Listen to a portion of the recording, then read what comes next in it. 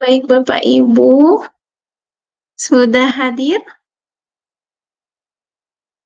narasumber kelompok 6-nya? Sudah Ibu, Alhamdulillah sudah hadir. Siap, sudah hadir Bu.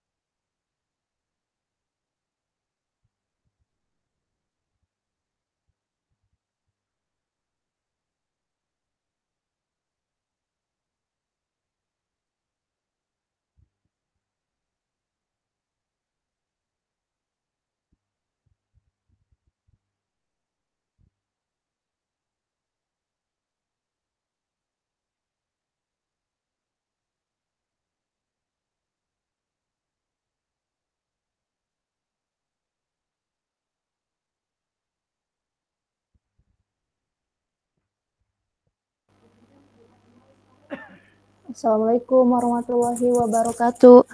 Waalaikumsalam warahmatullahi wabarakatuh. Selamat malam Bapak Ibu. Selamat malam. Malam.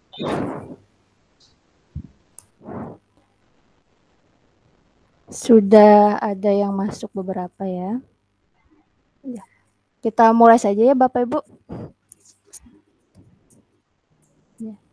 Ya, Bu. Bismillahirrahmanirrahim. Assalamualaikum warahmatullahi wabarakatuh. Waalaikumsalam warahmatullahi wabarakatuh. Puji syukur marilah kita panjatkan kepada Tuhan Yang Maha Esa, karena berkat rahmat dan karunia-Nya kita dapat berkumpul bersama meskipun secara maya dalam acara malam hari ini. Pertama-tama saya ingin mengucapkan terima kasih kepada Ibu Mawar Sari Hidayat selaku Duta Teknologi Jawa Barat, Bapak Asep Panji Lesmana selaku Duta Teknologi Jawa Barat, Bapak Dedi Cendrianto selaku Duta Teknologi Jawa Barat, dan Bapak Ibu sekalian yang berkenan hadir pada acara pada malam hari ini.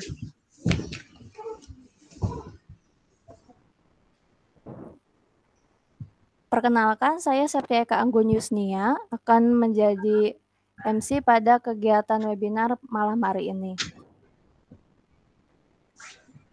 Bapak Ibu, acara ini diselenggarakan dalam rangka kegiatan diseminasi praktik baik, inovasi pembelajaran oleh para sahabat teknologi Jawa Barat. Susunan acara pada malam hari ini adalah sambutan dari Duta Teknologi Jawa Barat, kemudian penyampaian materi dari narasumber yaitu Bapak Sanoto, kemudian Ibu Safira, kemudian Ibu Septia Eka, dan Ibu Rizko. Dilanjutkan dengan tanya jawab.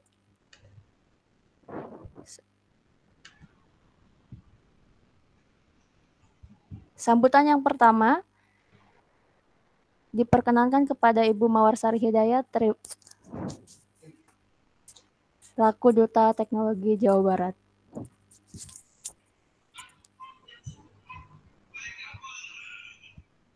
Terima kasih Bu Septia atas kesempatannya. Bismillahirrahmanirrahim. Assalamualaikum warahmatullahi wabarakatuh. Waalaikumsalam warahmatullahi wabarakatuh. Yang terhormat Akang Teteh Duta yang berkenan hadir. Sebelumnya mungkin nanti akan menyusul ada Mbak Ari dan Mas Hafiz dari BLPT akan hadir juga. Yang saya hormati tadi Akang Teteh Duta, dan saat ini yang sudah hadir ada Kang Asep Panji Lesmana. Iya, halo, Assalamualaikum Kang. Siap, Waalaikumsalam warahmatullahi wabarakatuh.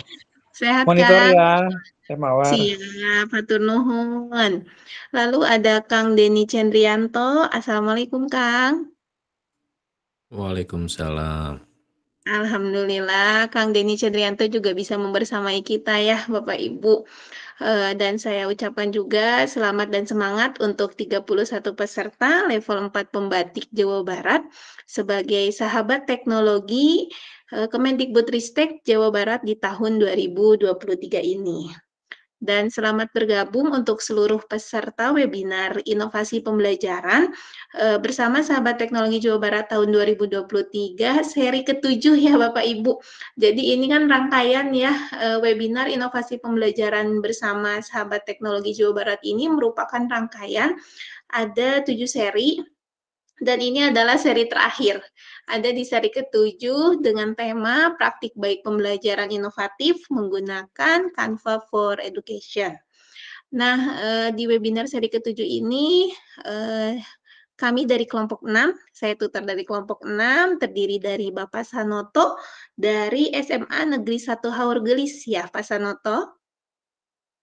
Iya, oke, yang senyum-senyum itu ada Pak Sanoto dari SMA Negeri 1 Ya, Bu, Haurgelis. saya. Iya, lalu ada Ibu Safira dari SMP Negeri 1 Cilimus.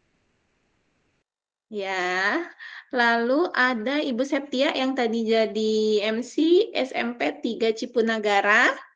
Dan yang terakhir ada Ibu Rizko dari SD Negeri Curug 1 ya Bu Rizko. Ya, Assalamualaikum Ibu. Ya, waalaikumsalam. Baik Bapak Ibu, saya tidak akan panjang lebar karena saya yakin para narasumber hebat dari Sahabat Teknologi Jawa Barat ini sudah tidak sabar nih ingin sharing terkait praktik baik yang telah dilakukan pada proses pembelajarannya. Semoga kegiatan webinar ini berjalan dengan lancar hingga ke akhir sesi. Terima kasih, salam sehat dan semangat untuk semua. Wassalamualaikum warahmatullahi wabarakatuh. Waalaikumsalam warahmatullahi wabarakatuh. Waalaikumsalam warahmatullahi wabarakatuh. Terima kasih atas sambutannya Ibu Mawar Sari Hidayat selaku Duta Teknologi Jawa Barat dan selaku tutor dari kelompok 6 dalam webinar series malam hari ini.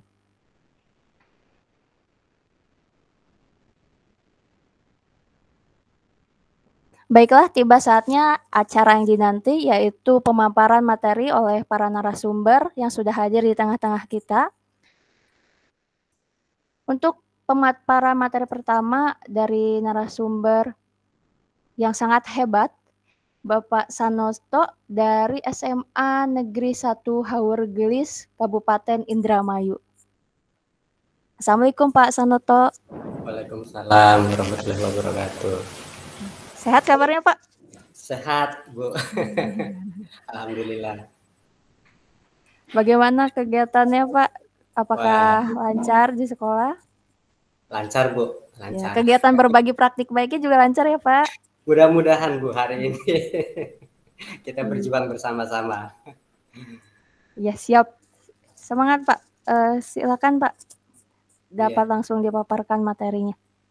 Iya, Bapak Ibu, terima kasih. Assalamualaikum warahmatullahi wabarakatuh. Selamat malam. Izinkan saya Sanoto dari SMA Negeri 1 Haurgelis akan memaparkan praktik baik pada kegiatan pembatik level 4. Sesi berbagi. Saya akan tampilkan bahan presentasi saya.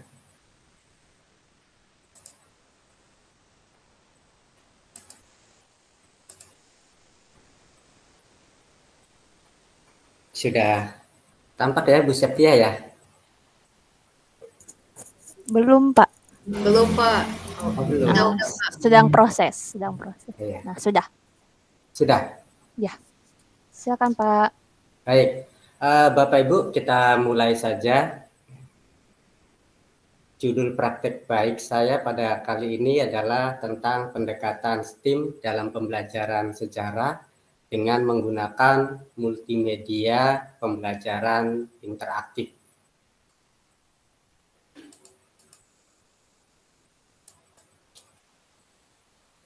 Bentar Bapak Ibu, agak ini ya, agak terganggu. Ya, Mengapa saya mengambil judul di atas? Ini dilatar belakangi. Yang pertama, belajar sejarah bukan hanya tentang peristiwa politik atau pemerintahan dan juga ekonomi. Masih sedikit pembelajaran sejarah di SMA yang mempelajari tentang perkembangan ilmu pengetahuan dan teknologi. Kita singkat IPTEK. Tidak bisa dipungkiri, peradaban manusia sejak zaman purba sangat dipengaruhi oleh kemajuan IPTEK yang dikuasai manusia dalam menghadapi tantangan alam maupun tantangan dari kelompok manusia lainnya. Diharapkan peserta didik akan mencintai IPTEK untuk mempertahankan kelangsungan hidupnya. Dalam proses pembelajaran sejarah yang menonjolkan materi IPTEK dapat menggunakan pendekatan STEAM. Nah, apa itu pendekatan STEAM? STEAM singkatan dari Science, Technology, Engineering, Art, dan Math atau matematika. Science berhubungan dengan pengetahuan. Nah, materi saya di sini adalah tentang Candi Borobudur. Maka apa itu candi? Itu bagian sainsnya. Kemudian teknologi. Nah, ternyata teknologi ini berhubungan dengan bahan dan alat yang digunakan. Alat dan bahan apa yang digunakan dalam pembuatan candi. Seperti itu Bapak Ibu. Kemudian teknik ya. Itu tentang bagaimana pada masa lalu candi dibangun atau dibuat. Nah, terutama dalam hal ini adalah Candi Borobudur. Matematika.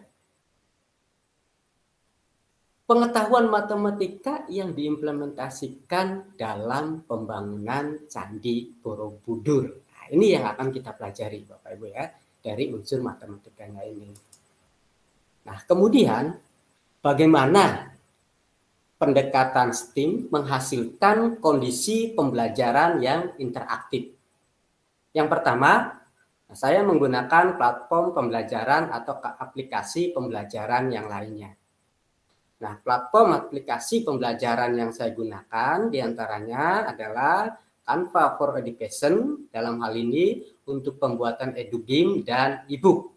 Nah, e-book menggunakan Heijin Flipbook yang ada di dalam Canva for Education itu sendiri. Ya. Nah, kemudian Google Form saya manfaatkan untuk menampilkan pertanyaan pemantik. Dan satu lagi Word Wall, yaitu untuk pembuatan game atau kuis. Nah, Bapak Ibu, saya hubungkan juga dengan kurikulum Merdeka. Yang pertama, dalam kurikulum Merdeka, kita mengenal konsep kodrat zaman. Artinya adalah perubahan zaman yang terjadi pada masa sekarang. Nah, sini saya tampilkan bahwa pembelajaran itu sudah seharusnya menggunakan TIK. Aplikasi yang digunakan untuk pembelajaran, Bapak Ibu ya. Ini suatu keharusan. Karena walau bagaimanapun ya zamannya, ya. Jangan sampai nanti kita gurunya yang tertinggal zaman. Yang kedua, pembelajaran berdiferensiasi. Ada 3 Bapak Ibu dalam pembelajaran berdiferensiasi ini yang harus kita pahami. Yang pertama itu yang pertama adalah konten. Nah, konten ini tentang isi materi pembelajaran yang nanti kita sampaikan kepada murid-murid atau sebagai sumber belajar yang akan digunakan oleh murid-murid kita atau peserta didik kita. Yang kedua adalah proses. Nah, proses pembelajaran materi yang terjadi seperti apa. Mudah-mudahan nanti ketika saya tampilkan e-book, Bapak Ibu akan menjadi paham. Gitu ya. Dan yang ketiga itu adalah produk. bagaimana peserta didik ya dapat menghasilkan sesuatu, entah itu barang atau benda, setelah mempelajari proses pembelajaran. Nah, karena yang saya ampu adalah mata pelajaran sejarah, maka pembelajaran berdiferensiasi yang saya akomodasi dalam e-book saya ini adalah konten dan proses.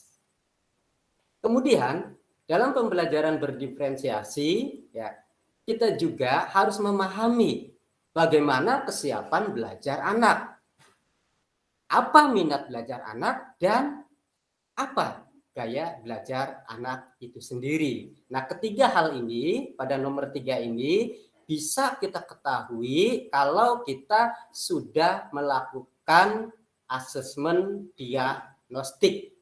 Nah, asesmen diagnostik ini ya kurang tepat kalau dilakukan oleh sekolah, tetapi akan tepat kalau dilakukan oleh guru mata pelajaran dan pada tiap kelas.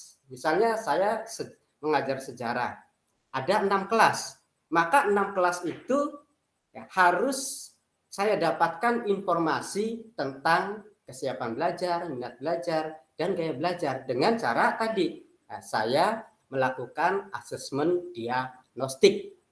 Karena setiap kelas pasti berbeda Bapak Ibu ya. Walaupun mungkin ketiga-tiganya ini ada misalnya tentang gaya belajar nanti ya, tetapi ada berapa ya yang misalnya gaya belajar A, gaya belajar B. Nah, itu setiap kelas pasti jumlahnya berbeda. Nah, kemudian kita lebih fokus kepada gaya belajar. Yang nanti saya tampilkan juga pada e-book saya ini. Yang pertama itu visual, ya, gaya belajar visual dari anak. Nah, pada anak yang bergaya belajar visual, maka kita harus menonjolkan tampilan gambar atau foto dan video. Ya, tentu saja yang menjelaskan materi. Kebetulan pada saat ini adalah materinya tentang Candi Borobudur dengan menggunakan pendekatan STEAM. Ya. Yang kedua, gaya belajar auditori. Ya, mendengar Bapak Ibu ya. Anak yang auditori akan cepat menerima pelajaran, materi, memahaminya lebih cepat kalau dia melakukannya dengan cara mendengar. Ya. Mungkin kalau dengan aplikasi misalnya dengan podcast gitu ya atau yang lainnya.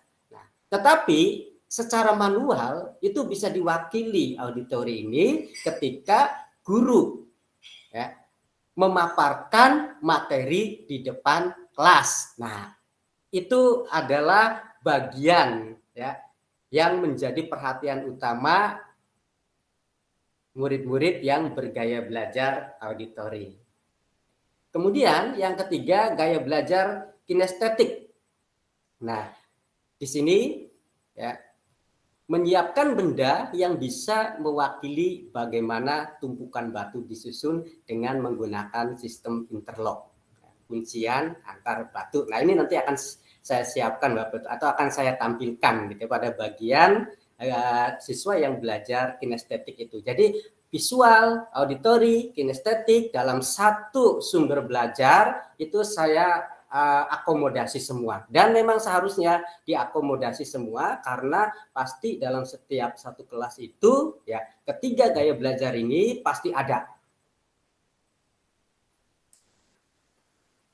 Baik Bapak Ibu, nah saya tampilkan gambar-gambar dulu. Nah ini Bapak Ibu platform pembelajaran atau aplikasi pembelajaran yang saya gunakan tampilannya dalam e-book ya. Kalau ini yang menggunakan Hejin Flipbook ya, ini bentuk awal cover dari e-booknya. Nah di dalamnya itu nanti berisi misalnya pendahuluan, materi dan lain-lainnya. Nah pada materi awal ya, materi di awal saya tampilkan alat-alat berat yang digunakan oleh manusia untuk membangun ya entah itu gedung, rumah dan sebagainya, terutama di kota.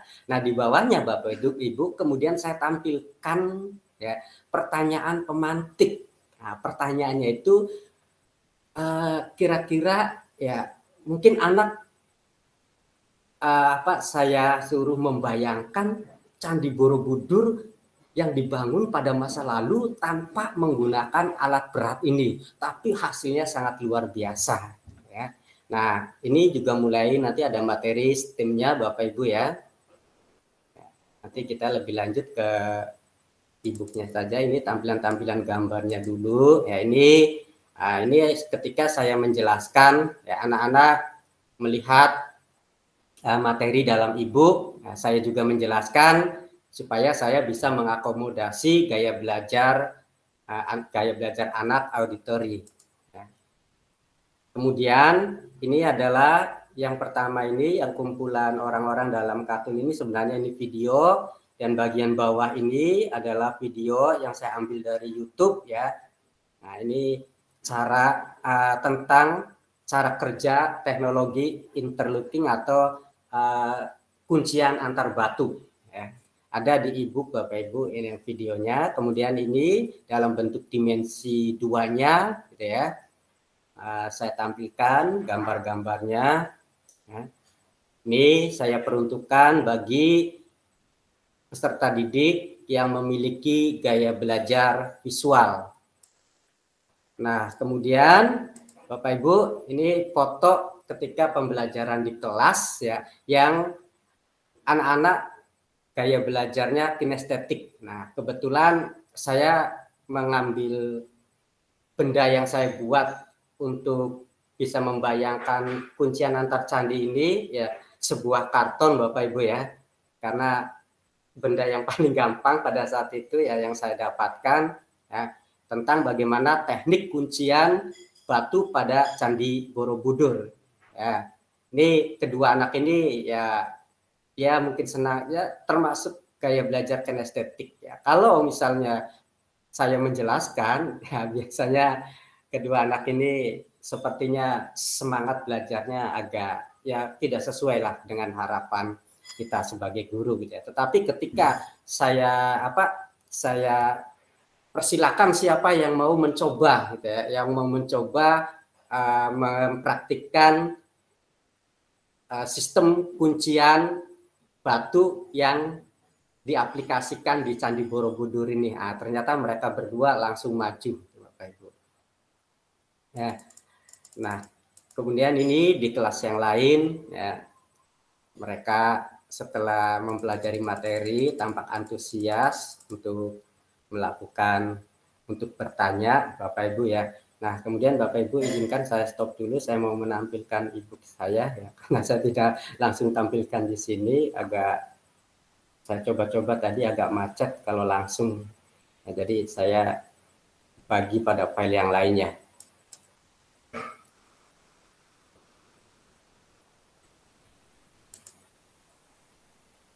Nah, sebentar Bapak Ibu.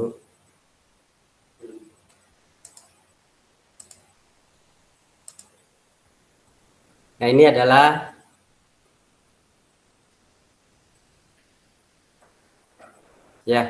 adalah tampilan awal PDF, berupa PDF ya dari e-book yang saya susun. Nah, di awal terdapat judul Pendekatan STEAM dalam Pembelajaran Sejarah Candi Borobudur, Wujud Akulturasi Budaya Nusantara dan Hindu-Buddha. Ya, multimedia pembelajaran interaktif, mata pelajaran sejarah, fase E, kelas 10, semester 2. Ya. Nah, ini tujuan pembelajarannya, melalui metode problem based learning, peserta didik dapat mengenali, menganalisis, dan mengevaluasi tentang kehidupan kebudayaan pada masa kerajaan-kerajaan Hindu dan Buddha di Indonesia, dilihat dari sudut pandang perkembangan dan kemajuan sains, teknologi, teknik, seni, dan matematika pada masa itu, ya, serta pengaruhnya dalam kehidupan masyarakat Indonesia pada masa kini. Saya tampilkan juga Bapak Ibu panduan cara menggunakan e-booknya, gitu ya. Yang pertama, baca dan simak dengan seksama tujuan dan materi pembelajaran. Yang berikutnya, catat hal-hal yang dianggap penting. Yang ketiga, selesaikan setiap pertanyaan atau kuis yang disediakan. Nah, untuk masuk, ya, saya tampilkan panah berwarna hijau, tinggal klik nanti Bapak Ibu ya. Mudah-mudahan nanti saya bisa kirimkan linknya, link e-book saya ini yang bisa digunakan oleh Bapak Ibu, khususnya Bapak Ibu guru mata pelajaran sejarah. Maaf Bapak Ibu ya, agak lama ini.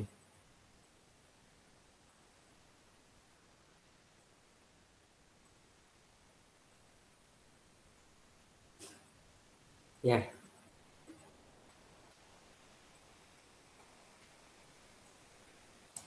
Belum tampil ya Bapak Ibu ya? E-booknya belum tampil ya? E-booknya ada. Belum, Pak, belum. Ya sebentar. Kayaknya harus stop sharing juga ini. Bentar Bapak Ibu. Mangga Pak. Oke, ya.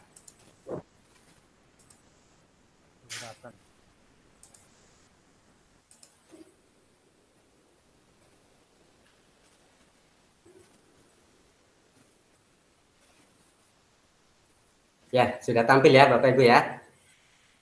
Sudah. Baik, Bapak Ibu, ini adalah cover. Sudah tampil Pak. Ya, terima kasih Ibu. Ini adalah cover depan dari e-book yang saya buat yang menggunakan Canva for Education ya, dengan Hygiene Flipbooks. Ya.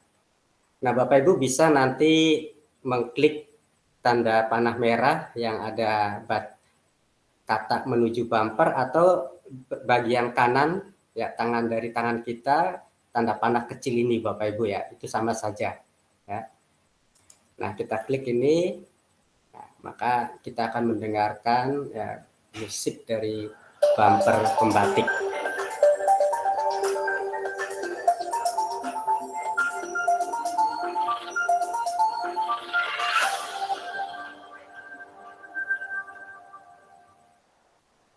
Ya, seperti itu Bapak Ibu ya.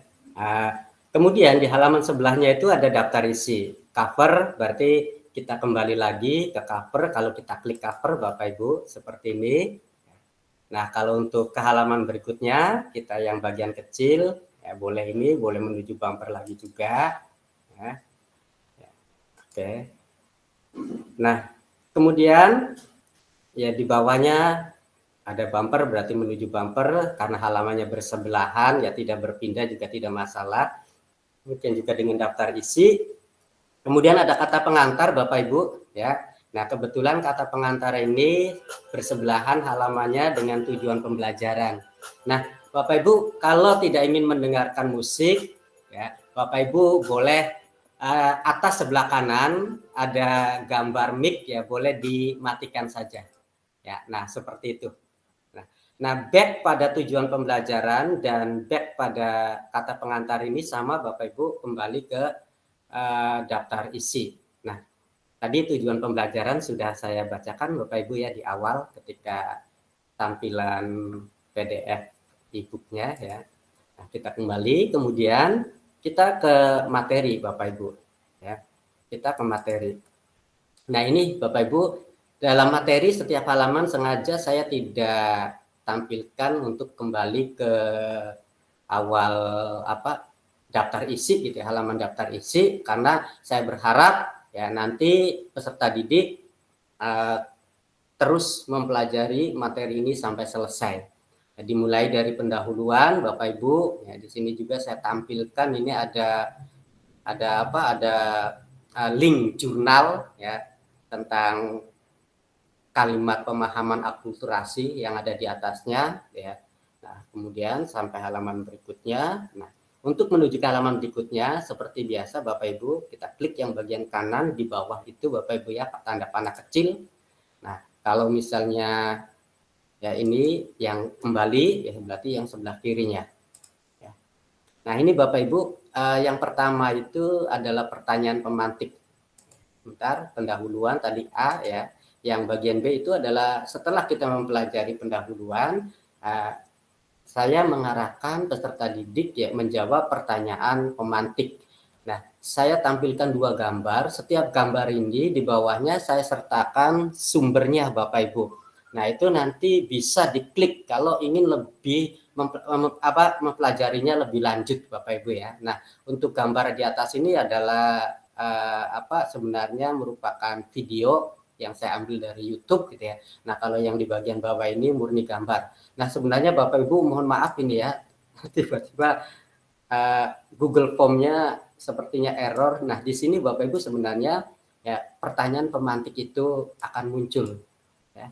Mohon maaf Bapak Ibu ya.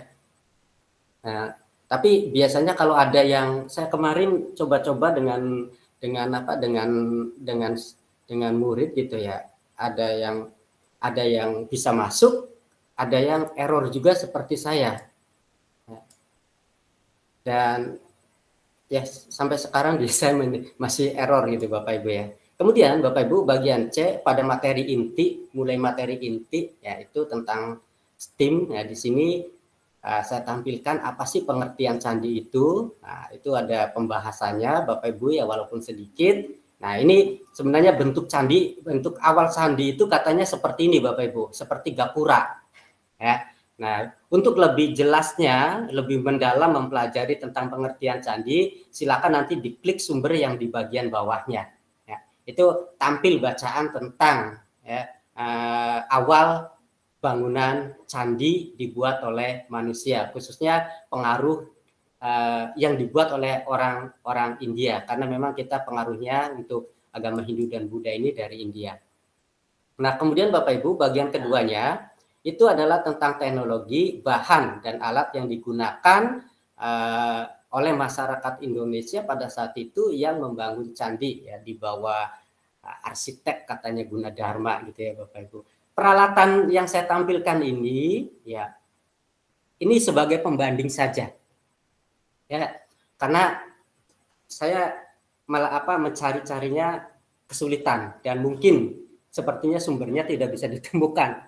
Peralatan yang pada saat itu digunakan oleh masyarakat Jawa di Magelang dalam pembuatan Candi Borobudur. Candi Borobudur. Yang jelas Bapak Ibu, pahat salah satu peralatan ya, karena untuk mengukir Bapak Ibu ya, Candi Borobudur bagi saya itu adalah bangunan ukiran Bapak Ibu ya. Batu yang ditumpuk, stupanya juga itu semuanya hasil ukiran, termasuk arca. Kemudian palu batu besar ya, gunanya untuk memecahkan batu yang besar. Kemudian ini alat pengungkit ya, batu yang sangat berat. Dan ini gerobak, ini saya dapatkan dari relief candi gitu ya. Nah, mungkin ini digunakan untuk mengangkut batu-batu ya, dari asal sumber batu menuju ke tempat dibangunnya Candi Borobudur. Dan ini adalah bahannya Bapak Ibu ya, bahannya batuan andesit ya, batuan yang banyak kita dapatkan pada daerah yang ada gunung berapinya Bapak Ibu. Ya, oke, itu Bapak Ibu kita lanjutkan. Kemudian engineeringnya Bapak Ibu. Nah, di dalam engineering ini cara pembuatan batu, saya tampilkan juga Bapak Ibu videonya ya. Ini videonya. Nah, nanti silakan Bapak Ibu lebih jelasnya ya, kalau sudah mendapatkan link dari saya untuk bisa dilihat lebih lanjut. Nah, ini juga ini video berdurasi pendek, tetapi video ini menampilkan bagaimana tumpukan batu pada candi itu ya, itu disusun Bapak Ibu. Ya, kalau ini saya ingin tampilkan penuh Bapak Ibu ya.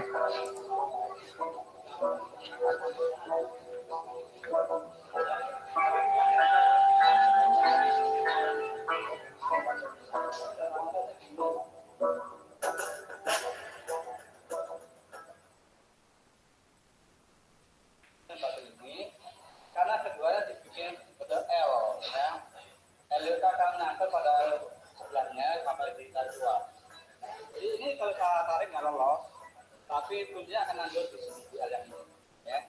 Jadi berarti ini saya tarik keluar insya Allah ya. Sekarang dilepas kuncinya ini jadi bisa kan ya. Ini nggak nyata lagi. Ini nggak nyata kan diambil kuncinya ya. Saya pakai ini saya kembali lagi. Tapi nggak bisa terakhir ya. Kan balikan lagi. Nanti palang kuncinya ini dalamnya. Ini satu tutup, udah ya. Ini udah.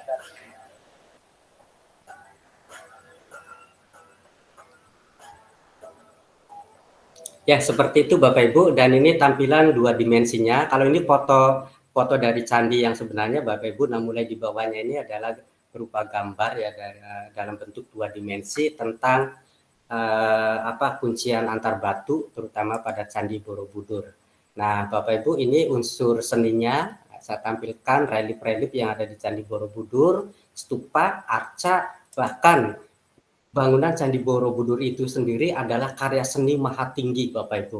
Ini adalah hasil pemotretan yang sangat luar biasa.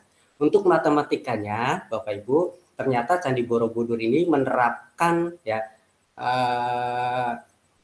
materi atau mungkin bagian dari materi yang dipelajari di matematika berupa geometri fraktal. Nah, dengan perbandingan 964, Bapak Ibu ya.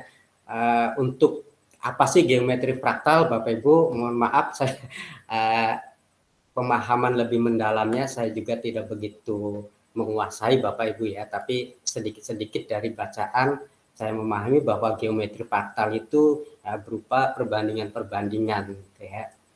Sama kalau saya pada karya leluhur kita juga selain Candi Borobudur, batik dengan pilin-pilinnya itu, motif pilin-pilinnya itu merupakan dari penerapan geometri fraktal. Nah, unsur matematika yang lain bahwa Candi Borobudur itu menggunakan bangun geometri bentuk persegi dan lingkaran. Nah, seperti ini Bapak Ibu gambarnya ya. Nah, kemudian kita sampai kepada kesimpulan Bapak Ibu. Setelah kesimpulan ya, atau kita bentar Bapak Ibu, ya, setelah kesimpulan kita back ya, kemudian kita beralih ke penilaian. Nah, ini Bapak Ibu, dalam penilaian ini ada 2 ya, belum muncul. Nah, sudah mulai muncul. Yang pertama itu saya menggunakan word ball. Di sini anak milih salah satu saja. Saya sediakan ada 3 gitu ya. Ini untuk kuisnya. Sedangkan untuk penilaian utamanya ini saya gunakan, saya pakai EduGame ya, yang saya buat dari Canva for Education. Nah, seperti ini ada petunjuknya Bapak Ibu ya. Kemudian urutan soal, apabila nomor misalnya ngeklik nomor 1 ya, ternyata belum bisa langsung menjawab, boleh kembali lagi ke halaman soal utama ya, dengan mengklik home ya. Saya ulang Bapak Ibu, nah, ini nomor 1. Kalau belum bisa dijawab, klik saja home ya. Nah, kemudian misalnya kita ambil nomor 2. Nah, kalau nomor 2 ya, misalnya kekuatan Candi Borobudur terletak pada ya, misalnya anak menjawab D, pola kuncian. Nah, ternyata jawabannya adalah benar. Maka kita klik next. Maka kita akan kembali, kita akan diarahkan kepada pertanyaan berikutnya. Nah, apabila misalnya nomor 3 ini ya anak menjawab salah ya, bentuk geometri Candi Borobudur adalah misalnya kita pilih bagian Bapak Ibu ya, lingkaran dan trapesium. Nah, maka yuk belajar lagi karena jawabannya adalah salah. Kita next. Nah, ternyata next ini ya mengarahkan peserta didik untuk belajar lagi ya tentang pertanyaan nomor tadi ya. Setelah dipelajari, ya, maka klik next ya. Nah, akan diarahkan ke nomor berikutnya Bapak Ibu. Seperti itu Bapak Ibu ya. E-book yang saya buat ini ya, agar anak bisa belajar interaktif ya. Sebentar Bapak Ibu, ada sedikit yang masih saya tampilkan. Saya ini dulu share screen-nya.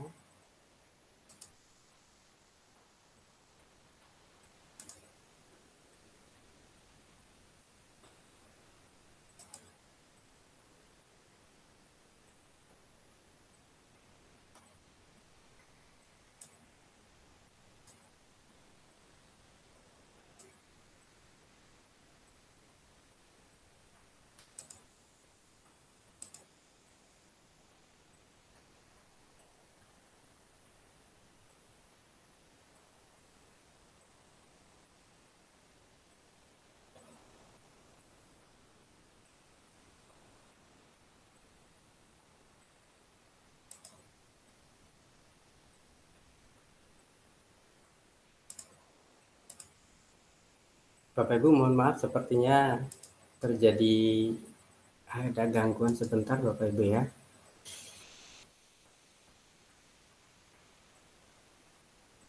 Tampilan ya sebentar Bapak Ibu, ini udah ketemu.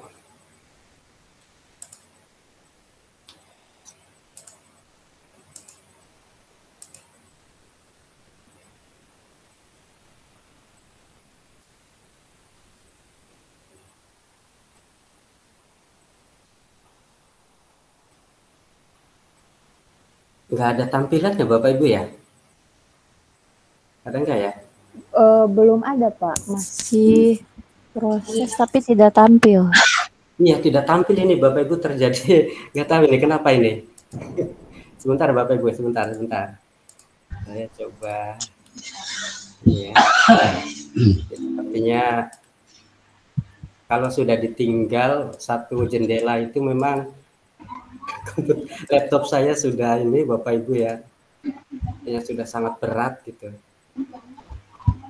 Bentar Bapak Ibu, mohon maaf ya, minta waktunya sebentar. Ini tinggal sedikit lagi yang akan saya tampilkan. Nah. Ya, tampil ya Bapak Ibu ya. Tampil Pak. Ya, baik. Nah, setelah kita tadi mempelajari atau saya tampilkan e-book saya, maka kata Ki Hajar Dewantara, anak-anak hidup dan tumbuh sesuai kodratnya sendiri, pendidik hanya dapat merawat dan menuntun tumbuhnya kodrat itu. Bapak Ibu, terima kasih. Mudah-mudahan apa yang saya sampaikan bisa berguna dan berkenan untuk bisa digunakan di tempat Bapak Ibu mengajar, khususnya untuk Bapak Ibu mata pelajaran sejarah. Assalamualaikum warahmatullahi wabarakatuh. Saya kembalikan kepada pemandu acara. Waalaikumsalam warahmatullahi wabarakatuh. Waalaikumsalam warahmatullahi wabarakatuh. Masya Allah. Keren sekali Pak Sanoto. Pelajaran sejarahnya jadi sangat menyenangkan. Inovasinya mantap. Iya Bu, tadi sebenarnya saya ingin menampilkan umpan balik dari anak, cuma mungkin waktunya sudah, karena kita ada 4 gitu ya, maka saya tidak tampilkan gitu. Iya, itu juga sudah bagus sekali Pak. Sangat menginspirasi sekali Pak Sanoto, terutama untuk mata pelajaran sejarah. Nah, Bapak Ibu, selanjutnya pemateri kedua, Ibu Safira Marliana dari Kuningan. Halo Bu Safira. Halo Ibu Septia. Assalamualaikum Bapak Ibu. Waalaikumsalam warahmatullahi wabarakatuh. Selamat malam Bapak Ibu, terutama kepada Bapak Ibu para duta yang hari ini bisa menyempatkan untuk mengikuti webinar kelompok kami. Terima kasih banyak. Kemudian kepada Bapak Ibu peserta webinar, saya ucapkan terima kasih banyak. Selamat malam. Mungkin langsung saja Bu Septia. Ya Bu Safira, silakan. Coba saya akan share dulu ya Bapak Ibu. Apakah sudah muncul? Sudah tampil? Sudah tampil Bu Safira. Sudah Ibu, sudah. Bismillahirrahmanirrahim. Bapak Ibu, hari ini mungkin sesinya saya akan sharing saja. Ini tentang praktik baik implementasi pembelajaran interaktif berbasis animasi yang telah dilakukan. Ini sebelum ke sana, izinkan saya untuk berkenalan dulu kepada Bapak Ibu. Ini biodata singkat saya. Nama lengkap saya Safira Marliana. Saya guru TIK, Bapak Ibu. Kebetulan saya mengampu mata pelajaran informatika di SMP Negeri 1 Cilimus, Kabupaten Kuningan, Jawa Barat. Kemudian untuk riwayat pendidikan, saya pernah mengampu S1 Pendidikan Ilmu Komputer di UPI tahun 2017. Mungkin Bapak Ibu ada yang satu angkatan dengan saya. Kalau saya lihat tadi ada Bapak Anjar, itu kebetulan sama dengan saya Bapak Ibu. Ya, baik Bapak Ibu.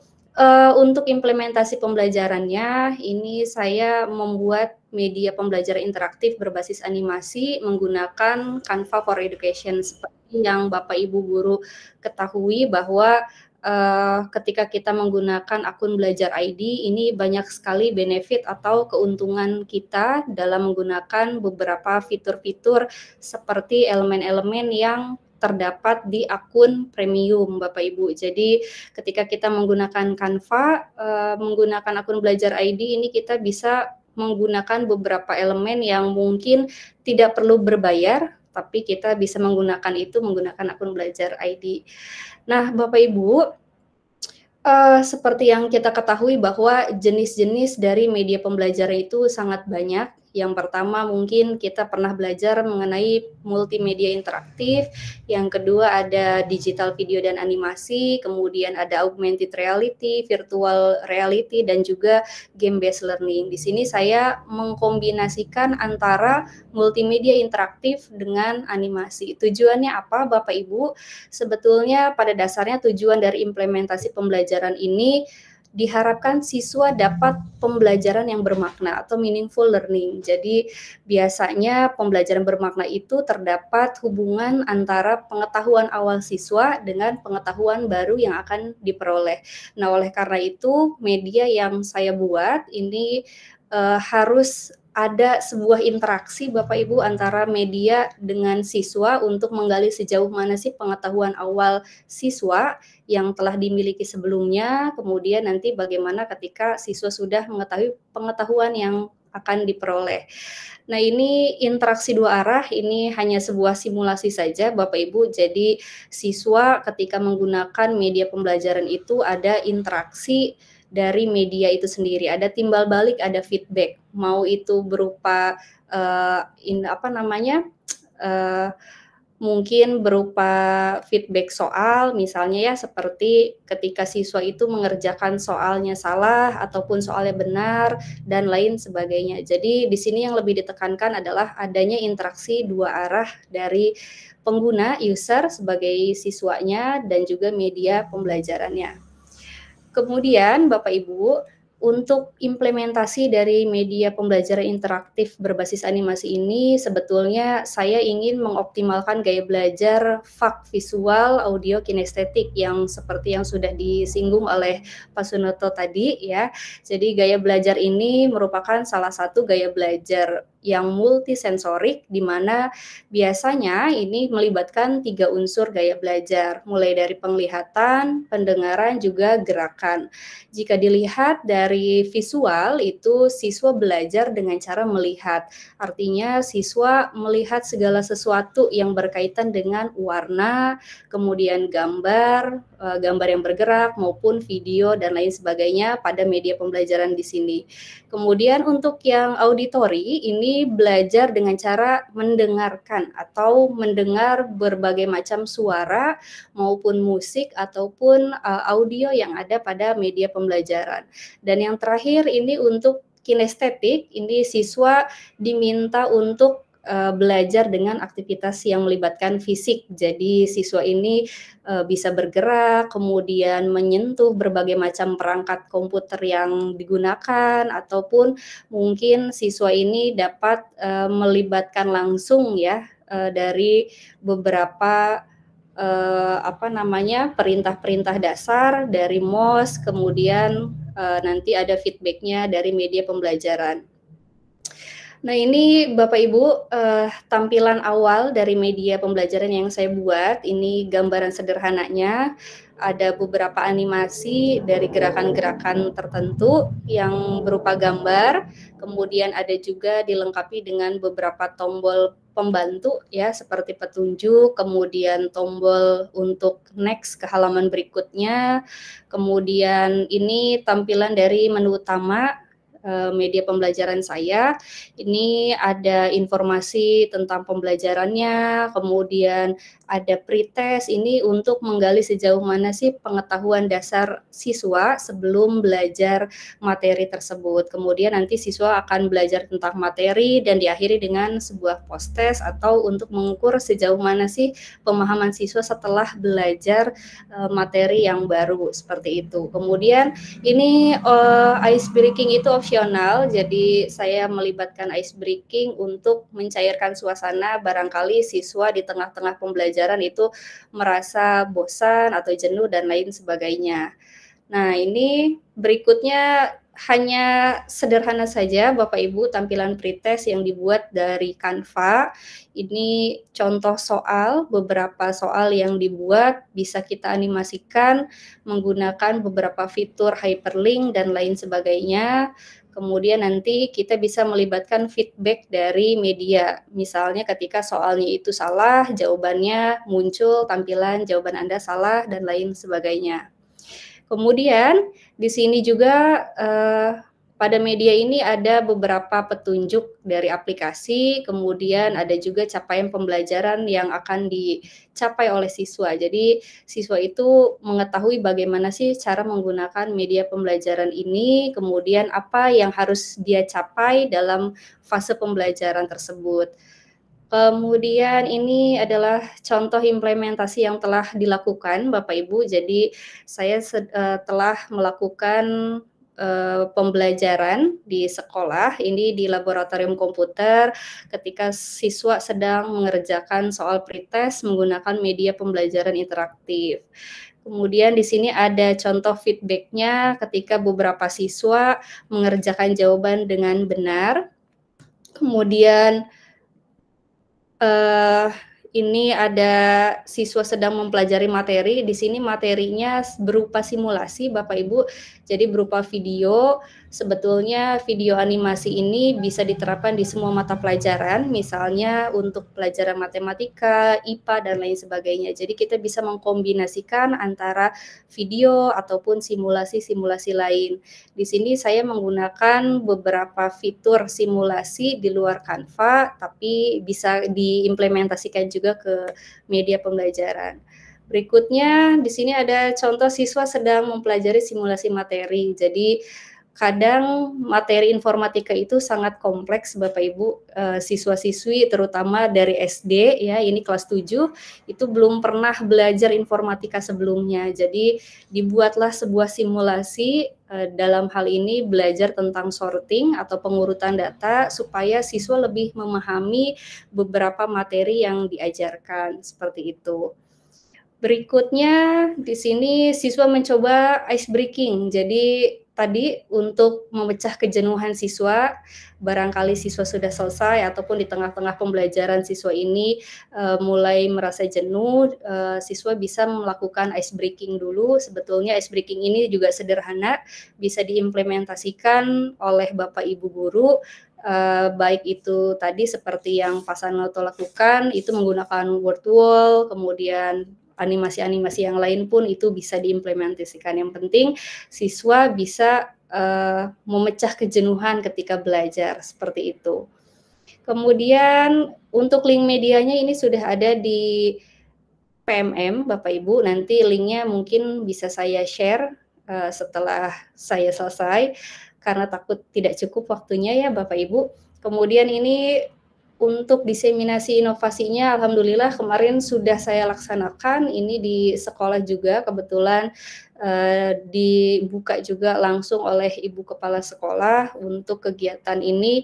Alhamdulillah responnya sangat baik, sangat bagus. Bapak Ibu guru di sekolah khususnya sangat antusias untuk mengikuti pembelajaran interaktif ini. Kemudian banyak dari Bapak Ibu guru juga yang betul-betul ingin ikut pembatik katanya ya, karena melihat beberapa inovasi pembelajaran yang telah dilakukan mungkin oleh rekan-rekan maupun oleh saya, itu sangat terinspirasi katanya. Seperti itu Bapak Ibu, mungkin itu saja yang bisa saya sampaikan untuk hari ini.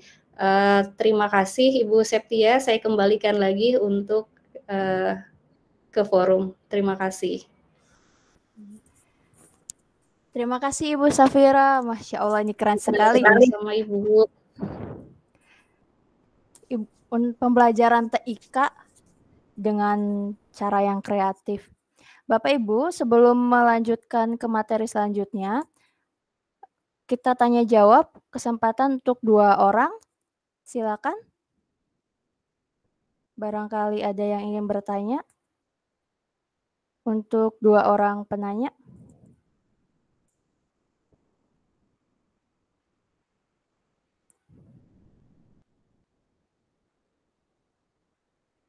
Barangkali Bapak Ibu ingin bertanya mengenai implementasi pembelajaran kepada Pak Sanoto atau Bu Safira? Iya, Bapak Isnandar. Halo, Assalamualaikum Pak Isnandar. Waalaikumsalam. Putus Iya. kameranya dimatikan. Iya, silakan Bapak. Iya. Bapak berasal dari instansi apa, Pak?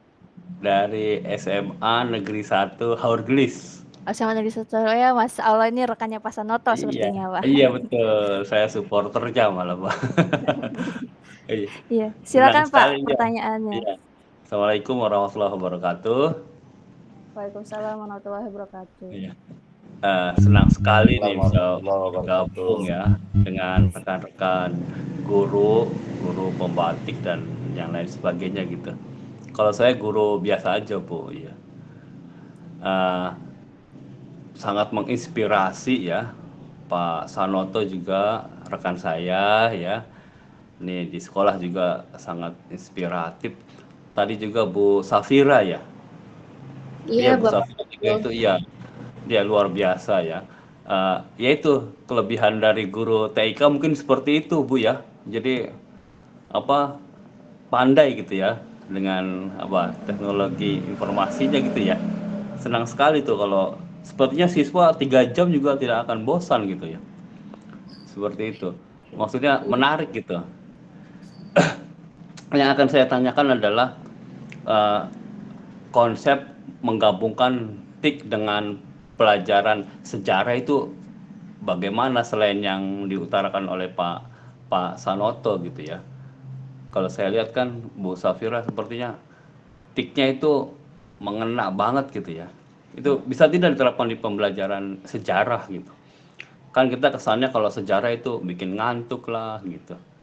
Tuh. Tapi kalau ada semacam aplikasi yang bisa menghidupkan kelas, saya bisa juga tuh berbagi gitu ya. Jadi agar pelajaran sejarah itu lebih hidup gitu, Bu. Kebetulan kalau saya kan usianya udah senior gitu, udah tua gitu ya. Tapi yang saya hadapi kan siswa-siswa generasi Z itu kan butuh aplikasi yang mereka kuasai gitu. Ya saya kan bisa meminta dong kepada guru-guru muda ya, bagaimana agar pembelajaran sejarah di kelas itu lebih hidup lagi, seperti itu. Mungkin itu aja dari saya. Terima kasih. Assalamualaikum warahmatullahi wabarakatuh. Waalaikumsalam warahmatullahi wabarakatuh. Terima kasih Pak Isnandar untuk pertanyaannya. Untuk selanjutnya Ibu Unang Nuansa. Halo, Assalamualaikum Ibu. Waalaikumsalam. Ibu atau Bapak ya mungkin. Astagfirullah, maaf Bapak ya. Ya, Bapak Unang Nuansa, mohon maaf. Silakan Bapak. Bapak berasal dari instansi apa, Pak? Saya kebetulan dari PTD SDN 2 Ujung Kebang.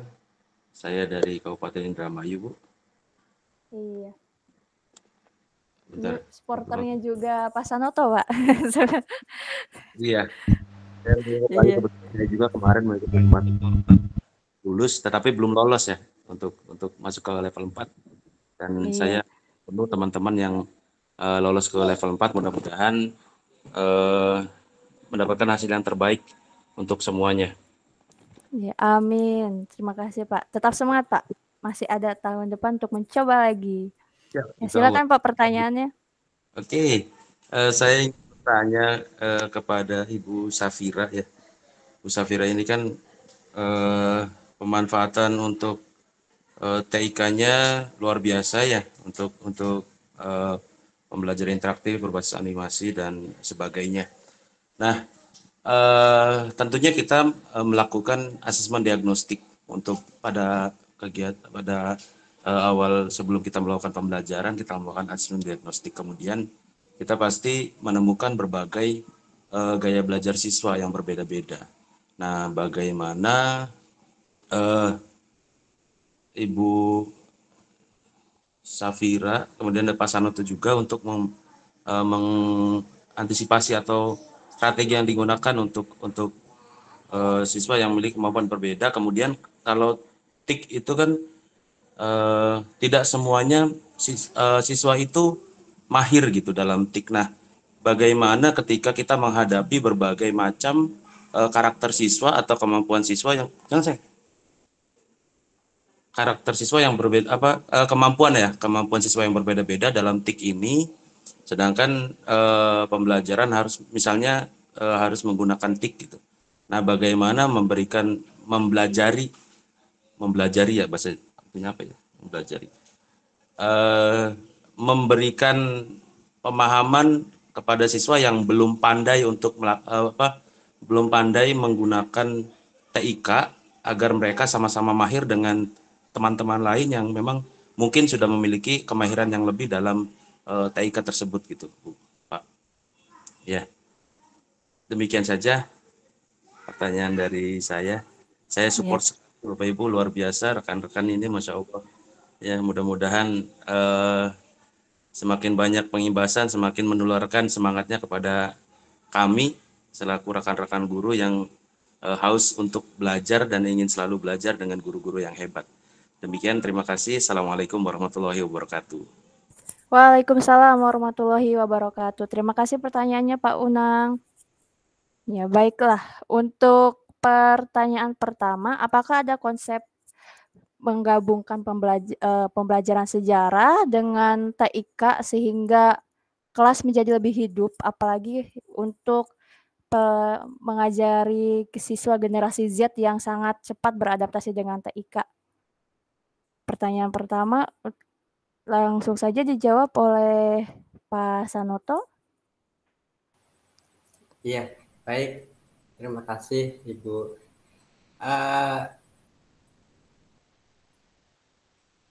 E-book yang saya susun ini juga, ya, itu kan sebenarnya bagaimana menghadirkan pembelajaran sejarah ya, dengan memanfaatkan TIK. Ya. Bapak Ibu, sebenarnya khusus untuk Pak Isnandar ya, bukan hanya tentang Candi Borobudur atau karya-karya nenek moyang kita pada masa lalu yang bisa kita tarik materinya pada pembahasan perkembangan ilmu pengetahuan dan teknologi. Bahkan contoh misalnya pada masa penjajahan. Ya. Nah, di sana kita bisa juga ya, menarik materi bukan hanya peristiwa tentang perangnya, politiknya, pemerintahannya, tetapi juga ke perkembangan ilmu pengetahuan dan teknologi pada saat itu. Nah, misalnya bagaimana sih penjajah itu membangun benteng, apa alatnya, apa bahannya, terus kemudian jalur kereta api, atau ketika membangun jalan utama yang paling fenomenal ya di Jawa, Jalan Pos Anyar ke Panarukan. Nah, teknologi apa yang digunakan pada waktu itu sehingga ya, dengan keterbatasan teknologi canggih kalau kita bandingkan dengan sekarang ya, sejauh 1000 km jalan pos dari Anyar Panarukan itu bisa selesai dibangun. Padahal itu kalau tidak salah waktunya ya tidak sampai 5 tahun karena kekuasaan William Daendels sebagai gubernur jenderalnya pada saat itu ya itu hanya 5 tahun. Tetapi sejauh 1000 km ya berhasil diselesaikan gitu ya. Walaupun mungkin belum sebagus seperti sekarang ini ya.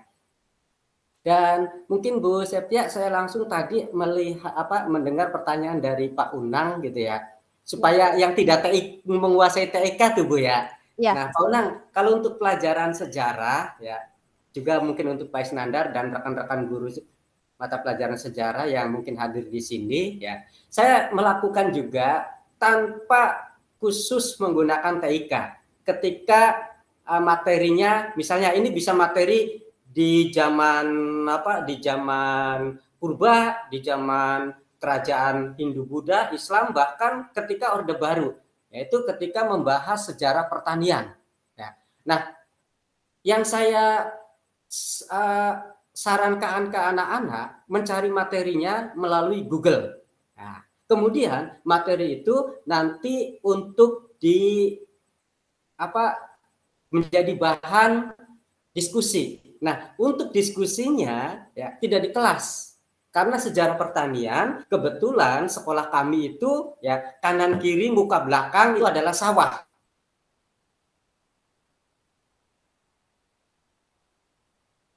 Nah, maka saya ajak anak-anak jalan-jalan ke sawah. Ya. Terus kemudian dia membicarakan tentang sejarah sawah, masa lalu dan bagaimana sawah pada masa kini. Ya. Tentu saja mereka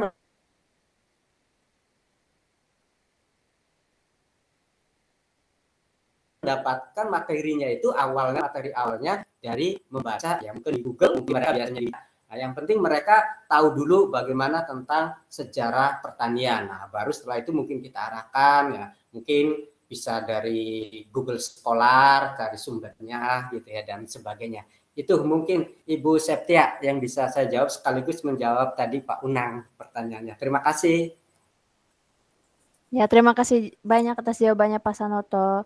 Kemudian untuk pertanyaan kedua, tadi untuk dua pemateri untuk Bu Safira dan Pak Sanoto yaitu strategi menghadapi kemampuan siswa yang berbeda dalam memahami TIK agar sama-sama mahir menggunakan TIK.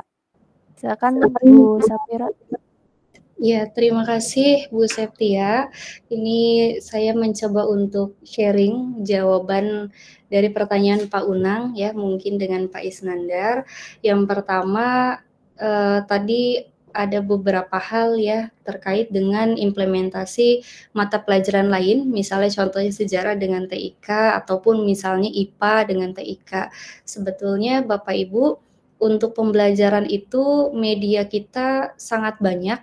Salah satu contoh mungkin apabila kita tidak memungkinkan membuat media pembelajaran yang begitu rumit gitu ya, kita bisa menggunakan fitur seperti media virtual reality atau membuat laboratorium maya ataupun mungkin misalnya tempat bersejarah secara virtual seperti itu. Jadi kita mengajak anak didik kita jalan-jalan secara virtual seperti itu. Kemudian untuk pertanyaan yang kedua, ini bagaimana mengantisipasi dari kemampuan berbeda-beda ya Pak ya. Nah, sebetulnya memang dalam pembelajaran kurikulum saat ini maupun kurikulum sebelumnya di kurikulum 2013, siswa-siswi itu tidak lagi diajarkan dari perangkat dasar.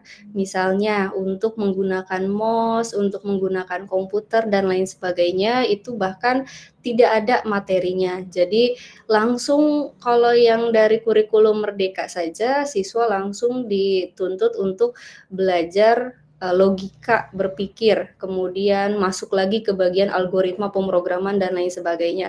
Jujur saja, sebetulnya memang di jenjang SMP kelas 7 khususnya, ini adalah masa-masa transisi daripada siswa SD ya kelas 6 kemudian ke SMP, dan itu tidak semuanya pernah mengalami atau pernah belajar tentang TIK. Jadi di awal pembelajaran itu biasanya saya menarik materi bagaimana mengenalkan berbagai macam perangkat, kemudian siswa diajarkan untuk mengenal dulu Bapak Ibu ya, mengenal dari berbagai macam perangkat komputer, misalnya fungsi-fungsi keyboard, kemudian bagaimana cara menggunakan mouse dan lain sebagainya. Baru ketika siswa sudah memiliki pemahaman dasar tentang perangkat-perangkat komputer, baru kita dibantu dengan adanya media pembelajaran interaktif. Nah, tetap saja dalam pelaksanaannya memang banyak atau ada beberapa siswa yang mungkin masih belum familiar dengan media pembelajaran interaktif. Di sini saya mencoba untuk memberikan bantuan berupa beberapa fitur dalam media pembelajaran agar siswa ini paham apa saja alurnya yang harus siswa laksanakan, kemudian mungkin tombol-tombol yang siswa dapat tekan dan lain sebagainya. Kemudian di samping itu juga saya membantu siswa dalam mengoperasikannya apabila terdapat kendala-kendala yang masih ada dari siswa tersebut, dibantu untuk alur ataupun dalam pelaksanaannya seperti itu Bapak Ibu.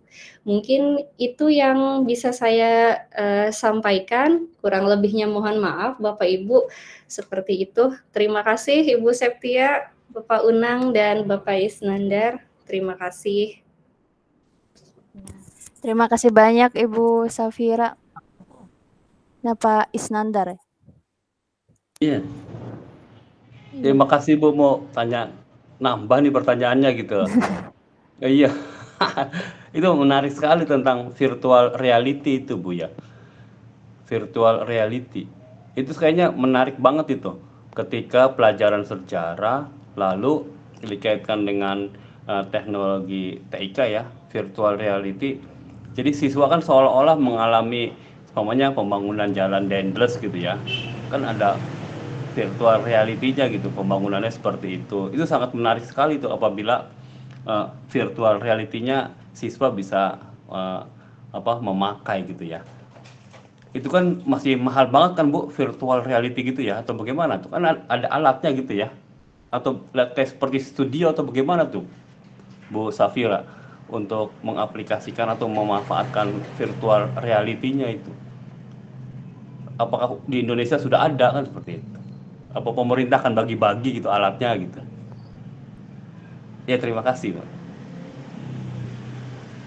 Ya, Bapak Isnandar, saya mencoba sharing lagi untuk kegiatan virtual reality. Memang untuk alat khususnya ya seperti kacamata 2 dimensi itu memang masih sangat terbatas. Kalaupun memang kita mau mengakomodasikan itu, mungkin harganya juga lumayan. Saya pernah mengikuti beberapa kegiatan yang dilaksanakan oleh Kemendikbudristek ini terkait dengan virtual laboratorium.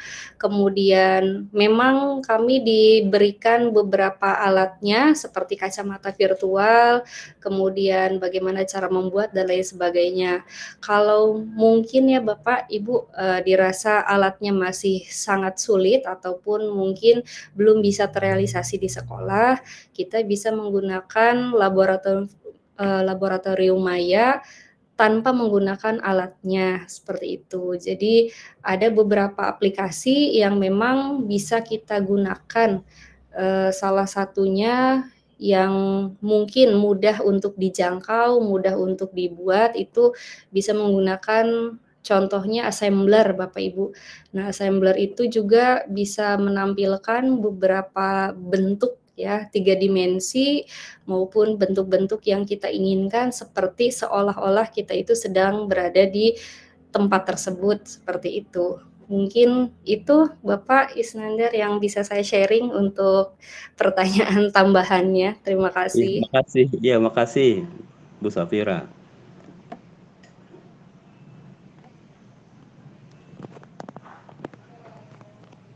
Iya, masih bisa kah bertanya?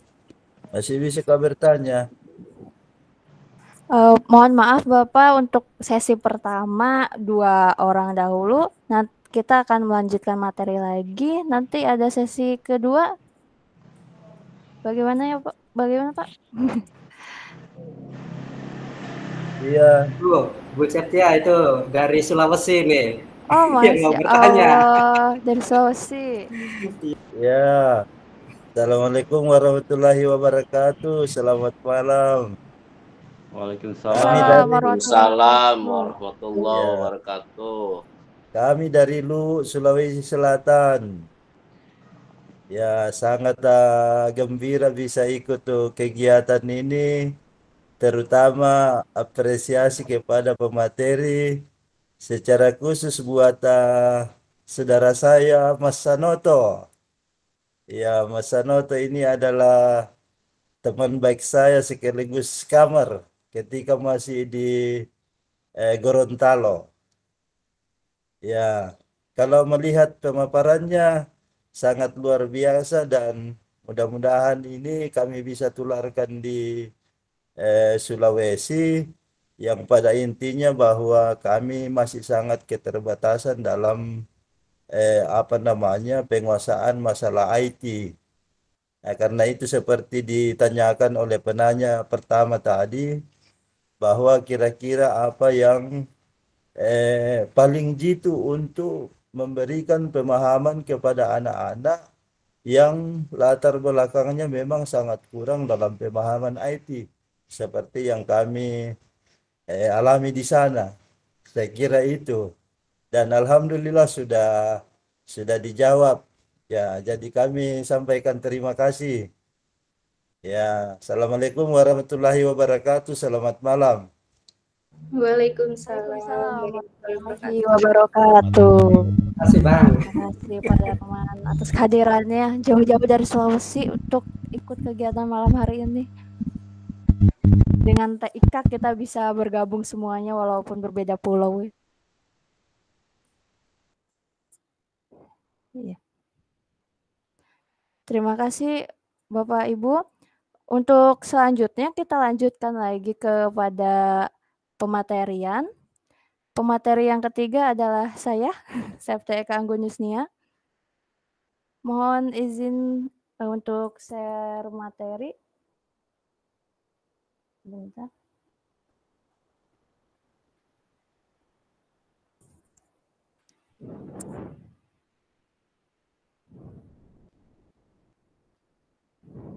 Apakah sudah muncul, Bapak Ibu? Sudah, Ibu. Iya. Oh, maaf.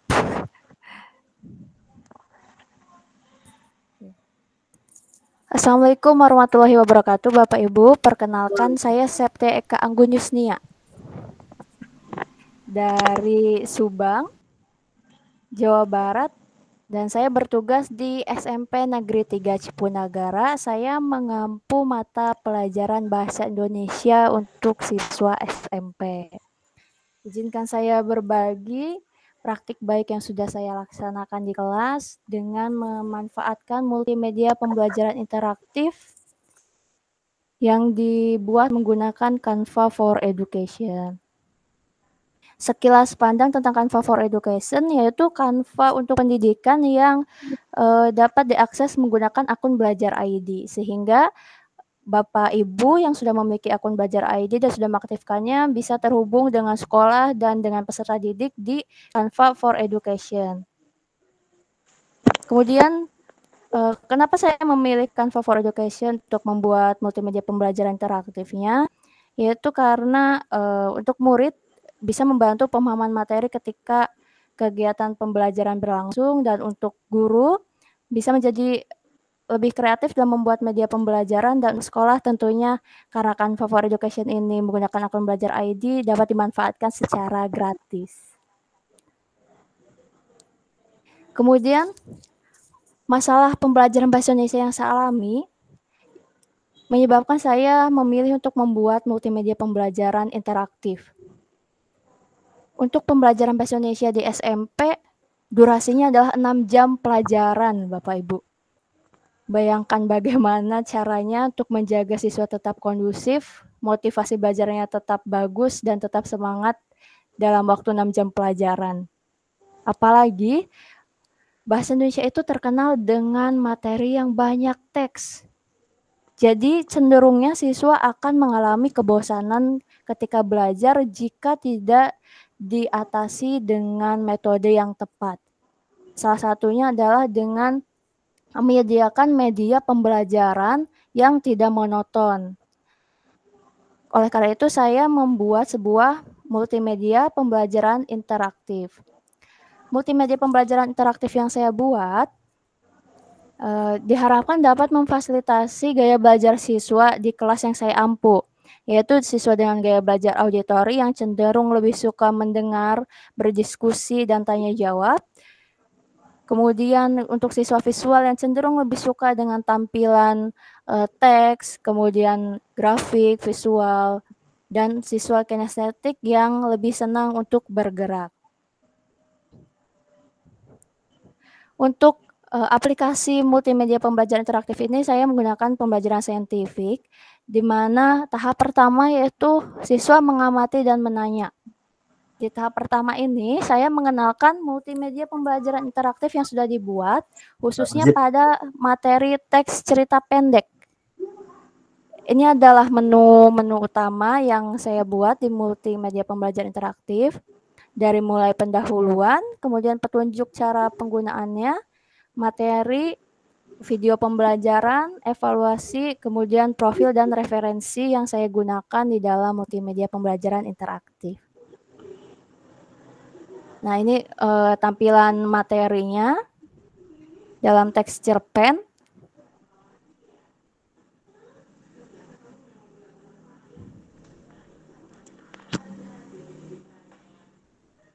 Mohon maaf.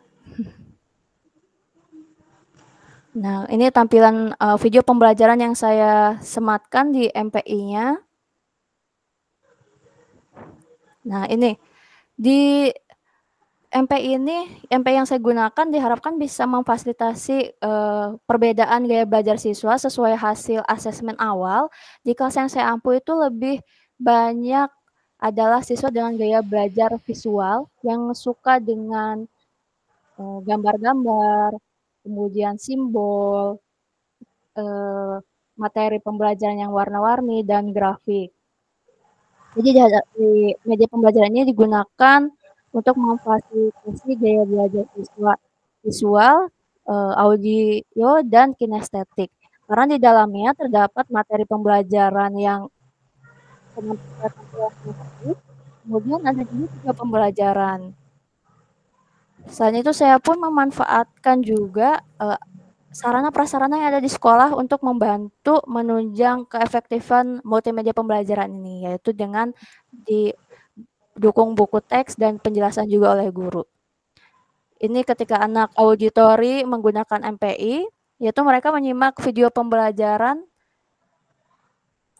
Kemudian ini anak kinestetik.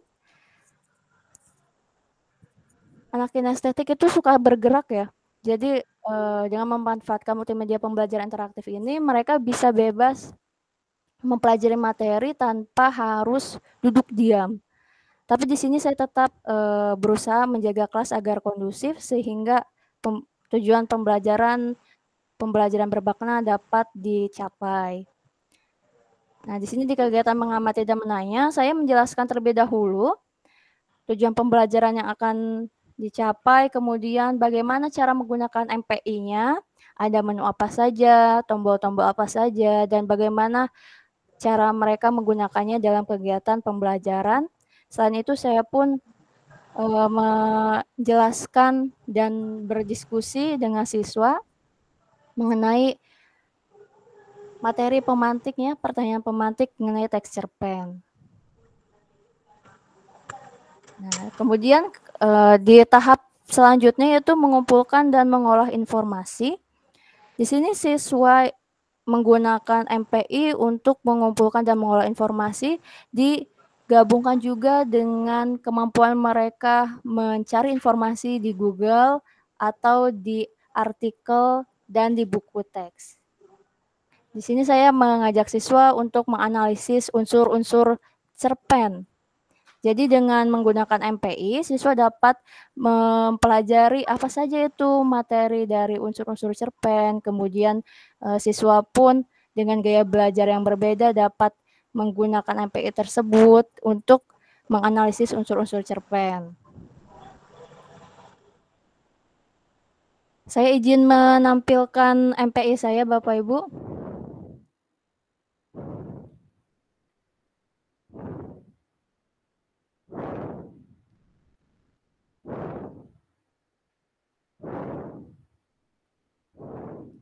Apakah sudah muncul? Belum, Bu Septia. Belum muncul. Ini sudah? Ya, proses, Bu. Ya, oh iya. Oke, sudah. Ini adalah MPI yang sudah saya buat. Nah, seperti ini tampilannya. Multimedia pembelajaran interaktif untuk materi teks cerita pendek. Dimulai dari awal.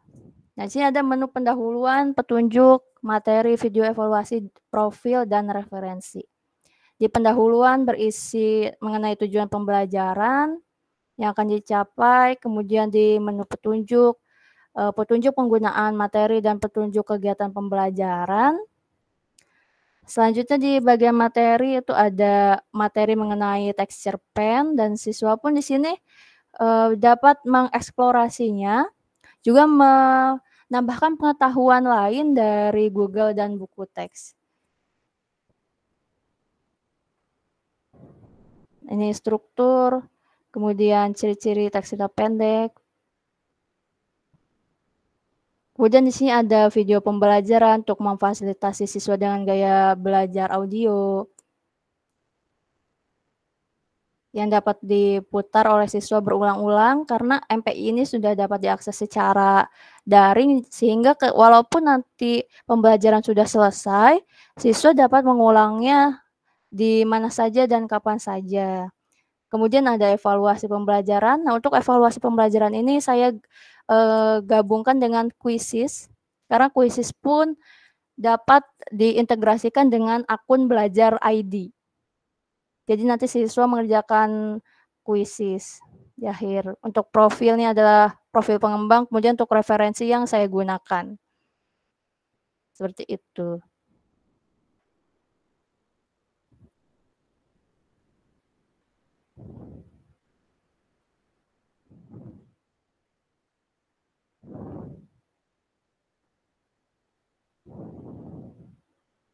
Nah, selanjutnya setelah siswa mengumpulkan dan mengolah informasi dengan memanfaatkan MPI yang sudah dibuat, siswa mengkomunikasikan hasil analisisnya, yaitu dengan memanfaatkan Canva for Education.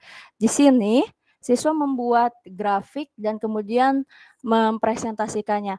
Nah, grafik-grafik ini Bapak Ibu, untuk siswa visual mereka sangat senang sekali untuk membuatnya karena sesuai dengan gaya belajar mereka, yaitu senang dengan warna yang mencolok, kemudian materi-materinya disajikan dengan tampilan visual yang menarik. Dan untuk kegiatan presentasi ini memfasilitasi siswa dengan gaya belajar audio dan juga kinestetik. Karena siswa audio itu senang sekali diskusi dan tanya jawab karena mereka senang mendengar. Kemudian siswa kinestetik pun mereka senang kalau presentasi karena mereka tidak harus duduk. Karena ketika presentasi mereka bisa menjelaskan sambil bergerak, kemudian bisa sambil berkeliling ke meja rekan diskusinya, ke meja kelompok lain yang sedang berdiskusi atau memberikan tanggapan. Mereka bisa menghampiri teman-temannya. Seperti itu. Nah, ini di evaluasi pembelajaran yang tadi ada di dalam MPI, yaitu diintegrasikan dengan Quizzes. Kenapa saya memilih Quizzes? Karena tadi Quizzes dapat diintegrasikan dengan akun belajar ID dan Quizzes pun dengan menggunakan Quizzes pembelajaran berbasis game dapat dilaksanakan.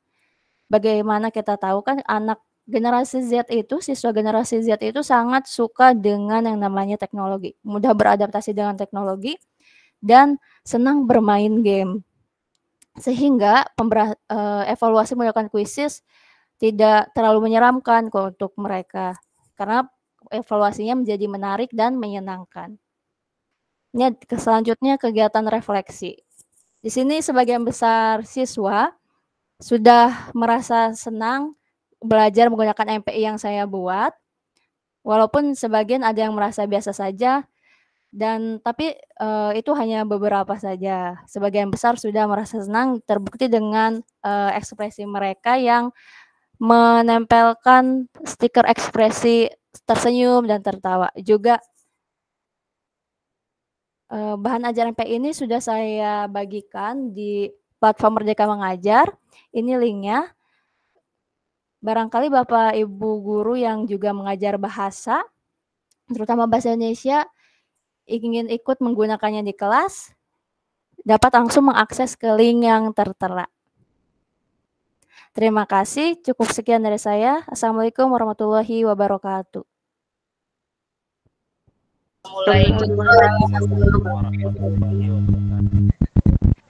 Ya, terima kasih Bapak Ibu untuk materi dari saya.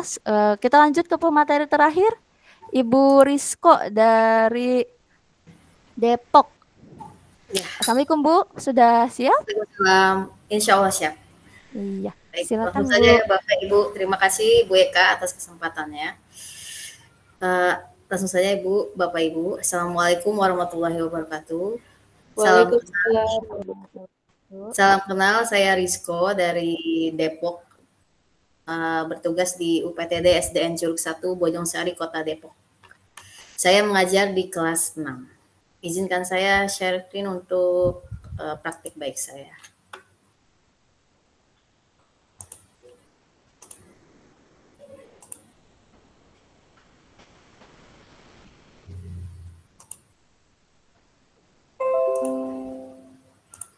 Apakah sudah muncul Bapak Ibu? Sudah muncul Bu. Ya, mungkin saya langsung aja karena waktu ya Bapak Ibu. Ini praktik bahasa saya pembelajaran tematik IPA dan Bahasa Indonesia menggunakan Canva, sama seperti penyaji materi Bu Eka dan Bu Safira, dan juga Pak Sanoto, masih menggunakan Canva. Nah, apa sih itu pembelajaran inovatif? Sebenarnya pembelajaran inovatif itu menggunakan metode yang kreatif dan mendorong partisipasi aktif siswa dalam pembelajarannya. Tujuannya adalah mengembangkan kemampuan siswa dalam berpikir mandiri, kreatif, dan inovatif agar dapat menghasilkan ide baru, memecahkan masalah, dan mengaplikasikan pengetahuan dalam kehidupan nyata. Itu sebenarnya dari arti dari pembelajaran inovatif. Bapak Ibu mohon maaf saya tidak akan menyajikan materi seperti gaya belajar ataupun itu Canva yang sudah disajikan materi oleh narasumber lainnya untuk mengefektifkan waktu. Nah, dalam praktik baik ini saya menggunakan model problem based learning. Menurut saya ini sesuai dengan makna dari pembelajaran inovatif. Apa itu problem based learning atau PBL? Yaitu merupakan pembelajaran yang menghadapkan siswa pada masalah dunia nyata untuk memulai pembelajaran. Jadi di sini, di PBL ini, guru akan memberikan pertanyaan pemantik. Pertanyaannya itu sesuai dengan kehidupan sehari-hari siswa. Nah, dalam pembelajaran ini, saya temanya itu mencari informasi penting pada teks bacaan menghasilkan energi listrik. Jadi dalam pembelajaran ini saya memberikan pertanyaan pemantik bagaimana listrik bisa sampai ke rumah kalian. Gitu. Jadi sebelum belajar dimulai, sebelum materi diberitahu, saya memberikan pertanyaan pemantik seperti itu agar siswa memiliki rasa ingin tahu. Oh iya, kenapa ya? Bagaimana ya listrik bisa sampai ke rumah? Gitu. Jadi memunculkan rasa ingin tahu siswa dulu, sehingga dalam pemberian materi siswa jadi semangat dalam mendengarkan materi pembelajaran. Nah, langkah-langkah pembelajaran PBL itu pertama orientasi siswa pada masalah seperti pertanyaan pemantik atau kita menyajikan teks kehidupan sehari-hari seperti itu. Lalu mengorganisasikan siswa untuk belajar atau mempersiapkan siswa untuk belajar, membimbing penyelidikan individu maupun kelompok. Tentunya guru harus membimbing, tetap membimbing siswa dalam belajar, mengembangkan dan menunjukkan hasil karya seperti presentasi, dan menganalisis dan mengevaluasi proses pemecahan masalah. Nah, dalam pembelajaran ini saya juga sama seperti narasumber lainnya menggunakan MPI, Multimedia Pembelajaran Interaktif, yang saya buat di lewat Canva for Education. Nah, apa sih MPI itu? MPI itu sebenarnya konvergensi media yang terdiri dari berbagai unsur media, yaitu teks, foto, video, audio, animasi, grafis, atau ilustrasi yang secara interaktif dimanfaatkan untuk menyampaikan materi pembelajaran. Nah, kalau dilihat dari sini mungkin sama seperti Salindia yang kita buat pada PowerPoint atau Canva ya Bapak Ibu, namun ada bedanya. Nah, kalau media presentasi itu kontrolnya pada penyaji atau pada guru. Jadi guru yang mengontrol Salindianya itu. Lalu materi disajikan dalam PowerPoint, navigasinya sederhana, evaluasi berupa penugasan. Namun dalam MPI itu kontrolnya pada pengguna. Jadi siswa juga dapat mengontrol MPI ini sesuai keinginannya. Mau belajar yang mana dulu, atau mau langsung tugas, atau mau dibaca dulu, atau mau dilihat videonya dulu. Lalu materi lebih rinci dan lengkap. Navigasi lebih lengkap, evaluasi interaktif, dan dilengkapi dengan penilaian. Nah, cara mendesain MPI ini banyak caranya Bapak Ibu. Bisa dari articulate storyline, aplikasi Smart Apps Creator, Google Slide, maupun Canva for Education. Nah, menurut saya yang paling mudah dalam mendesain MPI ini melalui Canva for Education yang sudah terintegrasi tentunya melalui akun Belajar ID. Nah, ini sedikit dokumentasi penerapan MPI saya dalam pembelajaran. ini. Dan ini ada anak yang sedang presentasi.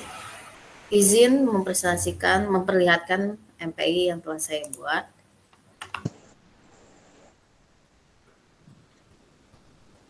Nah ini ada judulnya, tema 4, tema 1, pembelajaran 2. Jadi anak-anak tinggal play. Jadi karena MPI ini bisa dibagikan ke anak-anak, di luar pembelajaran sekolah, anak-anak juga bisa belajar selain di pembelajaran di kelas bersama kita. Ini ada videonya. Videonya pun saya buat melalui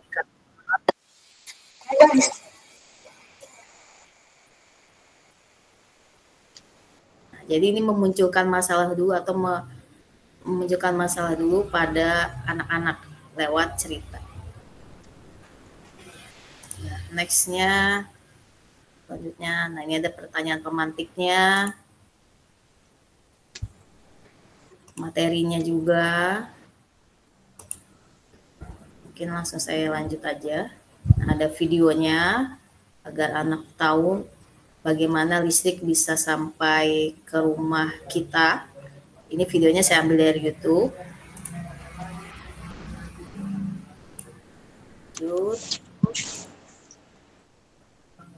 Nah, sampai bagian LKPD dan juga saya tambahkan bahan ajar untuk menambah materi dalam pembelajaran ini. Nah, LKPD ini anak-anak bisa langsung mengerjakan, namun dalam pembelajaran di kelas, saya membagikan LKPD-nya melalui tugas. Jadi saya izin share screen Bapak Ibu, sedikit membagikan. Nah, jadi memang saya sudah membentuk kelas di Canva, anak-anak sudah bergabung di kelas saya. Ini ada kelas 6B. Nah, sudah bergabung. Jadi jika saya membuat LKPD, saya tinggal mengirimkan tugas, tinggal klik bagikan, lalu pilih lainnya. Dan di sini ada tugas, pilih opsi, Canva. Nah, desainnya untuk masing-masing siswa. Jadi desain ini dibagikan ke masing-masing siswa, siswa bisa mengubahnya di Canva-nya masing-masing. Nah, ini kelas, lihat, dan publikasikan. Nah, tugas terkirim ke siswa. Nah, setelah siswa mengerjakan tugasnya, tugas LKPD-nya, lalu dikirimkan ke saya. Nanti di bagian template siswa, di sini ada bagikan dan kirim ke guru. Ada tulisan kirim ke guru. Nah, dari situ anak-anak bisa presentasi seperti ini. Presentasi dari hasil tugasnya mendesain peta konsep pembangkit listrik tenaga air lewat Canva. Mungkin itu saja Bapak Ibu yang bisa saya bagikan. Semoga bisa menjadi inspirasi bagi Bapak Ibu semua. Terima kasih. Wassalamualaikum warahmatullahi wabarakatuh. Waalaikumsalam warahmatullahi wabarakatuh. Terima kasih Bu Rizko atas presentasi materinya. Silakan Bapak Ibu untuk pertanyaan, diberikan kesempatan untuk 2 orang penanya. Barangkali ada yang ingin bertanya.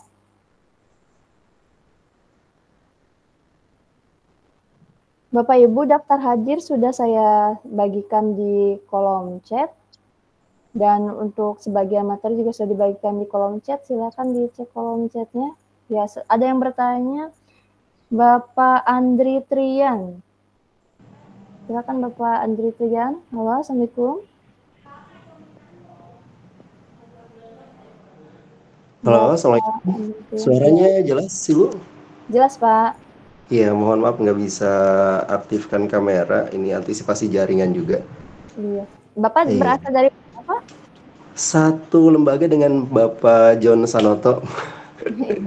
SMA Negeri 1 Horgelis. Ya. Betul. Ya, silakan Bapak pertanyaannya. Siap. Bismillahirrahmanirrahim. Assalamualaikum warahmatullahi wabarakatuh. Waalaikumsalam warahmatullahi wabarakatuh. Salam kenal untuk Bapak Ibu guru hebat yang ada pada webinar malam hari ini. Perkenalkan, saya Asep Andri. Kebetulan saya guru geografi di SMA Negeri 1 Horgelis. Ini satu lembaga dengan Pak Sanoto, dan beliau sangat menginspirasi, menginisiasi juga teman-teman yang lain untuk terus bergerak Dan memang luar biasa apa yang disampaikan Bapak Ibu semua pada malam hari ini. Pertanyaannya adalah lebih kepada pertanyaan secara umum mungkin. Dan ini tidak dikhususkan kepada Bapak Ibu satu orang, mungkin bisa nanti saling berbagi. Tadi disampaikan bahwa generasi milenial ini, mungkin generasi Z ini lebih kepada adaptif teknologinya sangat tinggi.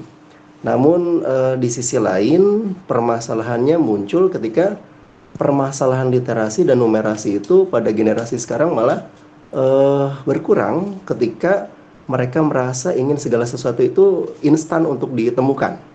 Ketika teknologi bermunculan, banyaknya sekali aplikasi-aplikasi yang mungkin digunakan, apalagi mungkin di sini adalah banyak juga dari guru-guru pembatik gitu yang memang memfokuskan pada satu teknologi yang diunggulkan, tapi di sisi lain banyak siswa juga yang menganggap yang penting permainannya, yang penting gamesnya, esensi dari materinya malah tidak didapat. Yang jadi pertanyaan khususnya adalah bagaimana solusi terbaik nih dari Bapak Ibu mungkin untuk berbagi kepada kita semua untuk mengatasi hal tersebut. Sehingga teknologi bukan hanya dianggap gamesnya, namun esensi dari pembelajaran juga kita bisa peroleh dan siswa itu bisa memahami hal tersebut. Mungkin itu dulu yang dapat disampaikan. Terima kasih, sukses untuk semuanya. Wassalamualaikum warahmatullahi wabarakatuh. Waalaikumsalam warahmatullahi wabarakatuh. Terima kasih atas pertanyaannya Pak Andri. Kemudian penanya kedua Bapak Anjar. Halo, Assalamualaikum Pak Anjar.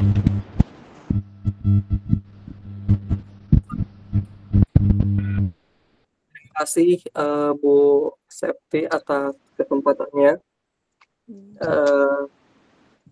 Perkenalkan Bapak Ibu, nama saya Anjar dan ini mungkin saya juga secara umum ingin bertanya gitu ya Bu kepada Bapak Ibu guru hebat yang sudah luar biasa mempresentasikan mengenai MPI ini, dan jujur MPI ini merupakan salah satu sesuatu yang sangat unik dan menarik gitu ketika diterapkan dalam sebuah pembelajaran.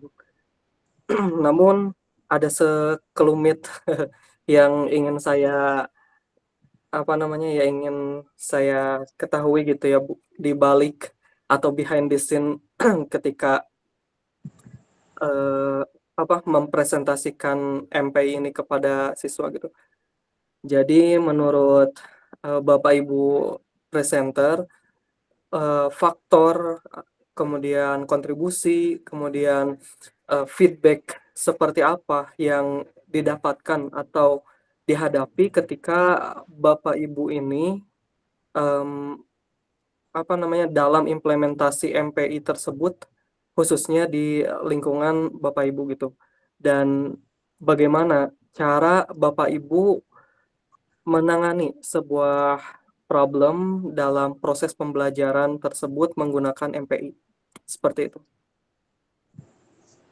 Ya, terima kasih banyak Pak Anjar atas pertanyaannya. Sama-sama. Baik Bapak Ibu, pertanyaan pertama, bagaimana solusi untuk mengatasi generasi Z yang sangat adaptif terhadap teknologi namun berdampak pada menurunnya kemampuan literasi dan numerasi.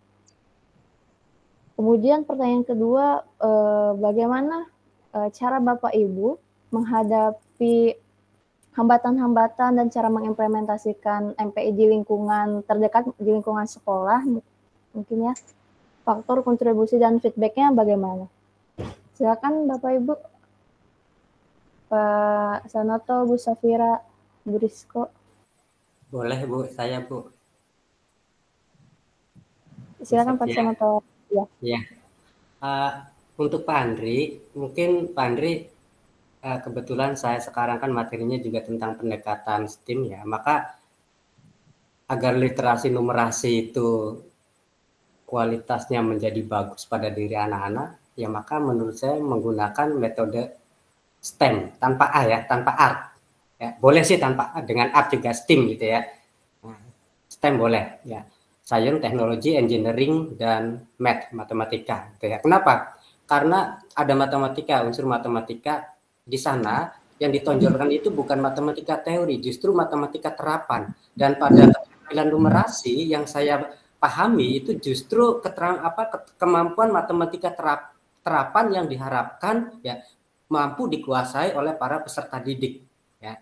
Dan kemudian bagaimana tingkat literasinya? Nah, STEM dipadukan misalnya dengan MPI, nah, anak diajak untuk banyak membaca. Bukan sekedar membaca dari yang kita buat di dalam MPI-nya itu, tetapi bagaimana anak membaca lebih dalam ya dari sumber-sumber yang sudah kita dapatkan. Ya. Nah, maka dengan demikian menurut saya gitu ya, keterampilan numerasi dan literasi dengan menggunakan pendekatan STEM ya plus kita gunakan MPI, maka menurut saya akan terwujud. Nah, untuk pertanyaan Pak Anjar tadi ya, saya kira itu ada, kalau bagi saya kendalanya pada pribadi saya Pak Anjar. Bagaimana saya bisa membuat misalnya setiap materi pelajaran ini memanfaatkan TIK gitu ya. Kadang mungkin ya Bu Septia mungkin juga pengalaman ya, mungkin materi-materi tertentu yang kita anggap bisa kita gunakan dengan platform pembelajaran gitu, lainnya mungkin ya punten saya sebut saja pembelajaran tradisional lagi gitu, mungkin seperti itu ya pada diri kita. Kalau untuk saya itu Banjar ya, untuk membuat bagaimana sumber belajar menggunakan platform belajar itu. Terima kasih, saya kembalikan kepada Bu Septia. Terima kasih banyak Pak Sanoto atas jawabannya. Saya izin menjawab, boleh ya? Untuk pertanyaan dari Pak Andri, untuk permasalahan literasi numerasi ini juga sebagai guru bahasa Indonesia saya sangat menyadarinya gitu. Sebagai guru bahasa saya sangat menyadari kalau kemampuan literasi dan numerasi siswa masa kini belum, kalau yang saya hadapi siswa-siswa saya tuh belum terlalu kritis untuk menyaring informasi. Jadi ketika pembelajaran, selain MPI itu hanya media yang saya gunakan untuk membantu pembelajaran, namun dalam pelaksanaan pembelajarannya itu tetap saya mengajak seluruh siswa untuk berpikir kritis. Jadi informasi yang didapatkan bukan hanya dari MPI yang saya gunakan, tapi juga bagaimana mereka bisa mencari informasi tambahan, misalnya dari internet, dari buku teks, dari buku ajar. Kemudian pada materi cerpennya juga saya mengajak mereka ke perpustakaan dalam pertemuan berikutnya.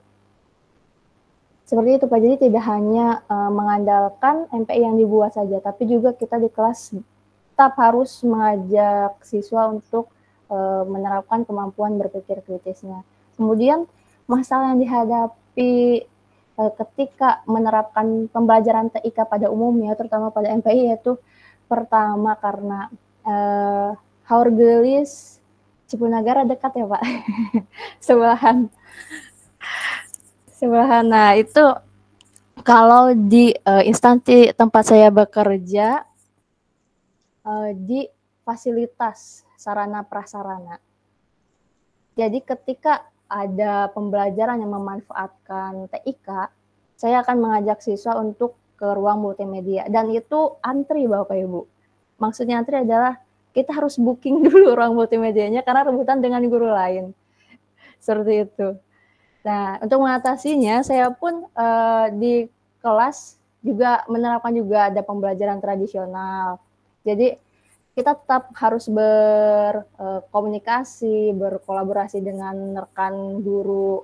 Kalau di sekolah saya ada MGMP mata pelajaran, jadi saya tetap berkomunikasi bagaimana ya sebaiknya materi ini disampaikan untuk supaya tetap menarik walaupun tanpa TIK. Terus bagaimana jika materi ini disampaikan dengan TIK, apakah ada alat yang mudah gitu? TIK yang mudah misalnya hanya dengan memanfaatkan HP di kelas, atau kita bisa juga membawa proyektor ke kelas. Kalau paling simpelnya sih sebetulnya membawa HP di kelas juga sudah bisa kita menggunakan perangkat TIK di kegiatan pembelajaran. Kalau di pengalaman saya seperti itu. Jadi saya tetap berkolaborasi dengan MGMP mata pelajaran karena di sekolah saya juga kebetulan guru bahasa Indonesianya ada yang guru penggerak, dan itu Masya Allah kreatif sekali guru penggerak itu ya. Jadi saya banyak mendapatkan ide dari rekan-rekan kerja juga. Begitu Pak, Ibu. Mungkin untuk Bu Safira dan Bu Rizko. Mungkin boleh menambahkan sedikit, berbagi saja ya Bapak Ibu. Benar kata Pak Senoto, bisa menggunakan STEM atau yang seperti saya bilang tadi menggunakan PBL, karena PBL itu kan kita menyajikan masalahnya bisa melalui cerita. Nah, di situ kan bisa literasi, anak-anak membaca teks dulu, ceritanya dulu tentang kehidupan sehari-hari gitu. Kalau tentang kehidupan sehari-hari kan biasanya anak-anak lebih tertarik karena itu memang terjadi di sehari-hari gitu. Jadi bisa menggunakan model pembelajaran seperti PBL aja itu menurut saya itu sudah pembelajaran inovatif. Jadi pembelajaran inovatif itu bukan identik dengan TIK gitu, dengan penggunaan TIK dalam pembelajaran. Jadi menggunakan model yang bervariasi seperti STEM, PBL atau PJBL atau lainnya, menurut saya Bapak Ibu itu sudah termasuk pembelajaran inovatif.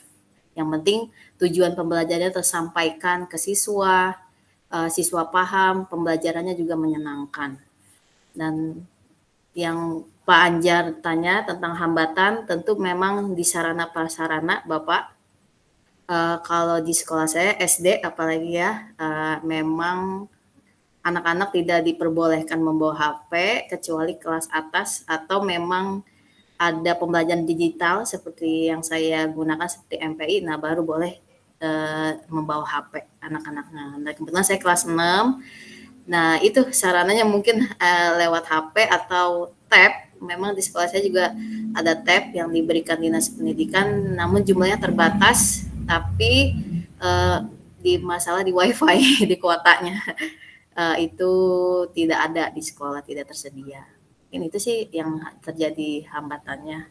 Ya mau nggak mau anak-anak harus membawa HP-nya sendiri, menyediakan kuotanya sendiri. Itu terima kasih Bapak Ibu. Ya, terima kasih Bu Rizko. Bu Safira.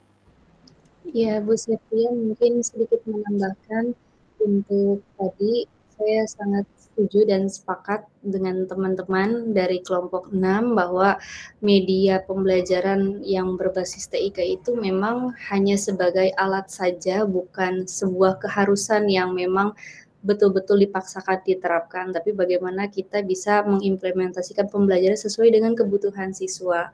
Kemudian untuk pertanyaan dari Bapak Anjar terkait dengan faktor-faktor apa sih yang ada atau mungkin feedback dalam implementasi pembelajaran. Untuk di sekolah kami di SMP 1 Cilimus, alhamdulillah memang fasilitas memadai Bapak Ibu, jadi kita punya 3 ruang laboratorium, kemudian untuk WiFi dan lain sebagainya memang sudah ditunjang dengan baik dari sekolah. Tapi memang tadi untuk behind the scene-nya memang dari siswa kelas 7 ini tidak semua pernah mencoba menggunakan perangkat TIK. Jadi ketika belajar menggunakan media pembelajaran memang ada beberapa kendala terkait dengan teknis penggunaan media pembelajaran, tapi di samping itu respon dari siswa-siswi ketika menggunakan media pembelajaran ini mereka sangat senang, katanya mereka bisa mencoba hal yang baru dan ini merupakan sebuah pembelajaran yang baru juga bagi mereka dan memberikan sebuah pengalaman belajar yang menyenangkan. Seperti itu kalau dari beberapa testimoni siswa yang telah belajar menggunakan media pembelajaran. Mungkin itu saja yang bisa saya sampaikan, Bapak Ibu. Terima kasih. Assalamualaikum warahmatullahi wabarakatuh. Waalaikumsalam warahmatullahi wabarakatuh. Terima kasih atas pemaparan dan penjelasan jawabannya untuk Pak Sanoto, Bu Rizko, Bu Saf. Juga terima kasih atas pertanyaannya Pak Anjar dan Pak Andri. Ya. Bapak Ibu Duta Teknologi, apakah akan ada tambahan? Atau sudah dicukupkan saja? Kalau dari saya rasa cukup Bu Septia. Iya. Terima kasih banyak Bapak Ibu. Bapak Ibu, daftar hadir sudah saya kirim di kolom chat. Mohon dicek kolom chatnya dan link materi pun sudah saya share di kolom chat. Bapak Ibu, sebelum ke penghujung acara, saya izin untuk mengambil dokumentasi. Bapak Ibu barangkali berkenan membuka kameranya, kita akan dokumentasi terlebih dahulu.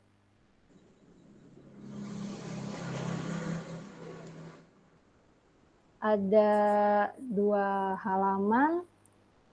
Sip, kita halaman pertama dulu. Halaman pertama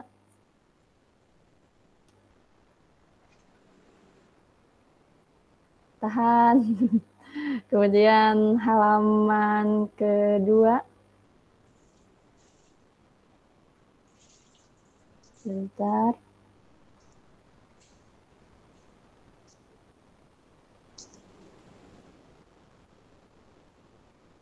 Ya, sebentar.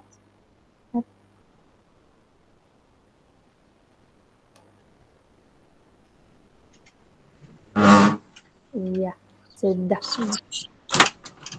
Alhamdulillahirabbil alamin.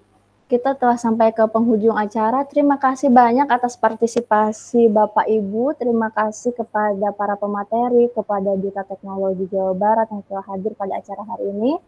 Terima kasih pada seluruh panitia dan peserta yang telah menyukseskan acara ini dari awal sampai akhir. Saya selaku MC, mewakili seluruh panitia, mohon maaf atas segala kekurangan dan kehilafan. Akhir kata, wassalamualaikum warahmatullahi wabarakatuh. Sampai jumpa di acara webinar selanjutnya. Tetap semangat belajar dan berbagi. Semangat Bapak Ibu. Salam warahmatullahi wabarakatuh. Terima kasih Bapak Ibu semua. Terima kasih banyak Bapak Ibu semua. Sampai jumpa di Pembatik 2024 Bapak Ibu. Semangat, semangat. Ya, terima kasih Pak Sanato, Ibu Mawar, Ibu Rizko, dan Ibu Septia. Terima kasih banyak. Sama-sama. Terima kasih Ibu Mawar, Ibu Safira, Bu Eka, Pak Sanoto. Sama-sama Ibu. Sama-sama Ibu. Terima kasih banyak atas kesempatannya. Sampai jumpa di Pembatik 2024 Bapak Ibu. Amin. Biasanya di bulan Juli sudah mulai dibuka pendaftarannya untuk level 1. Tetap semangat berbagi dan berkolaborasi.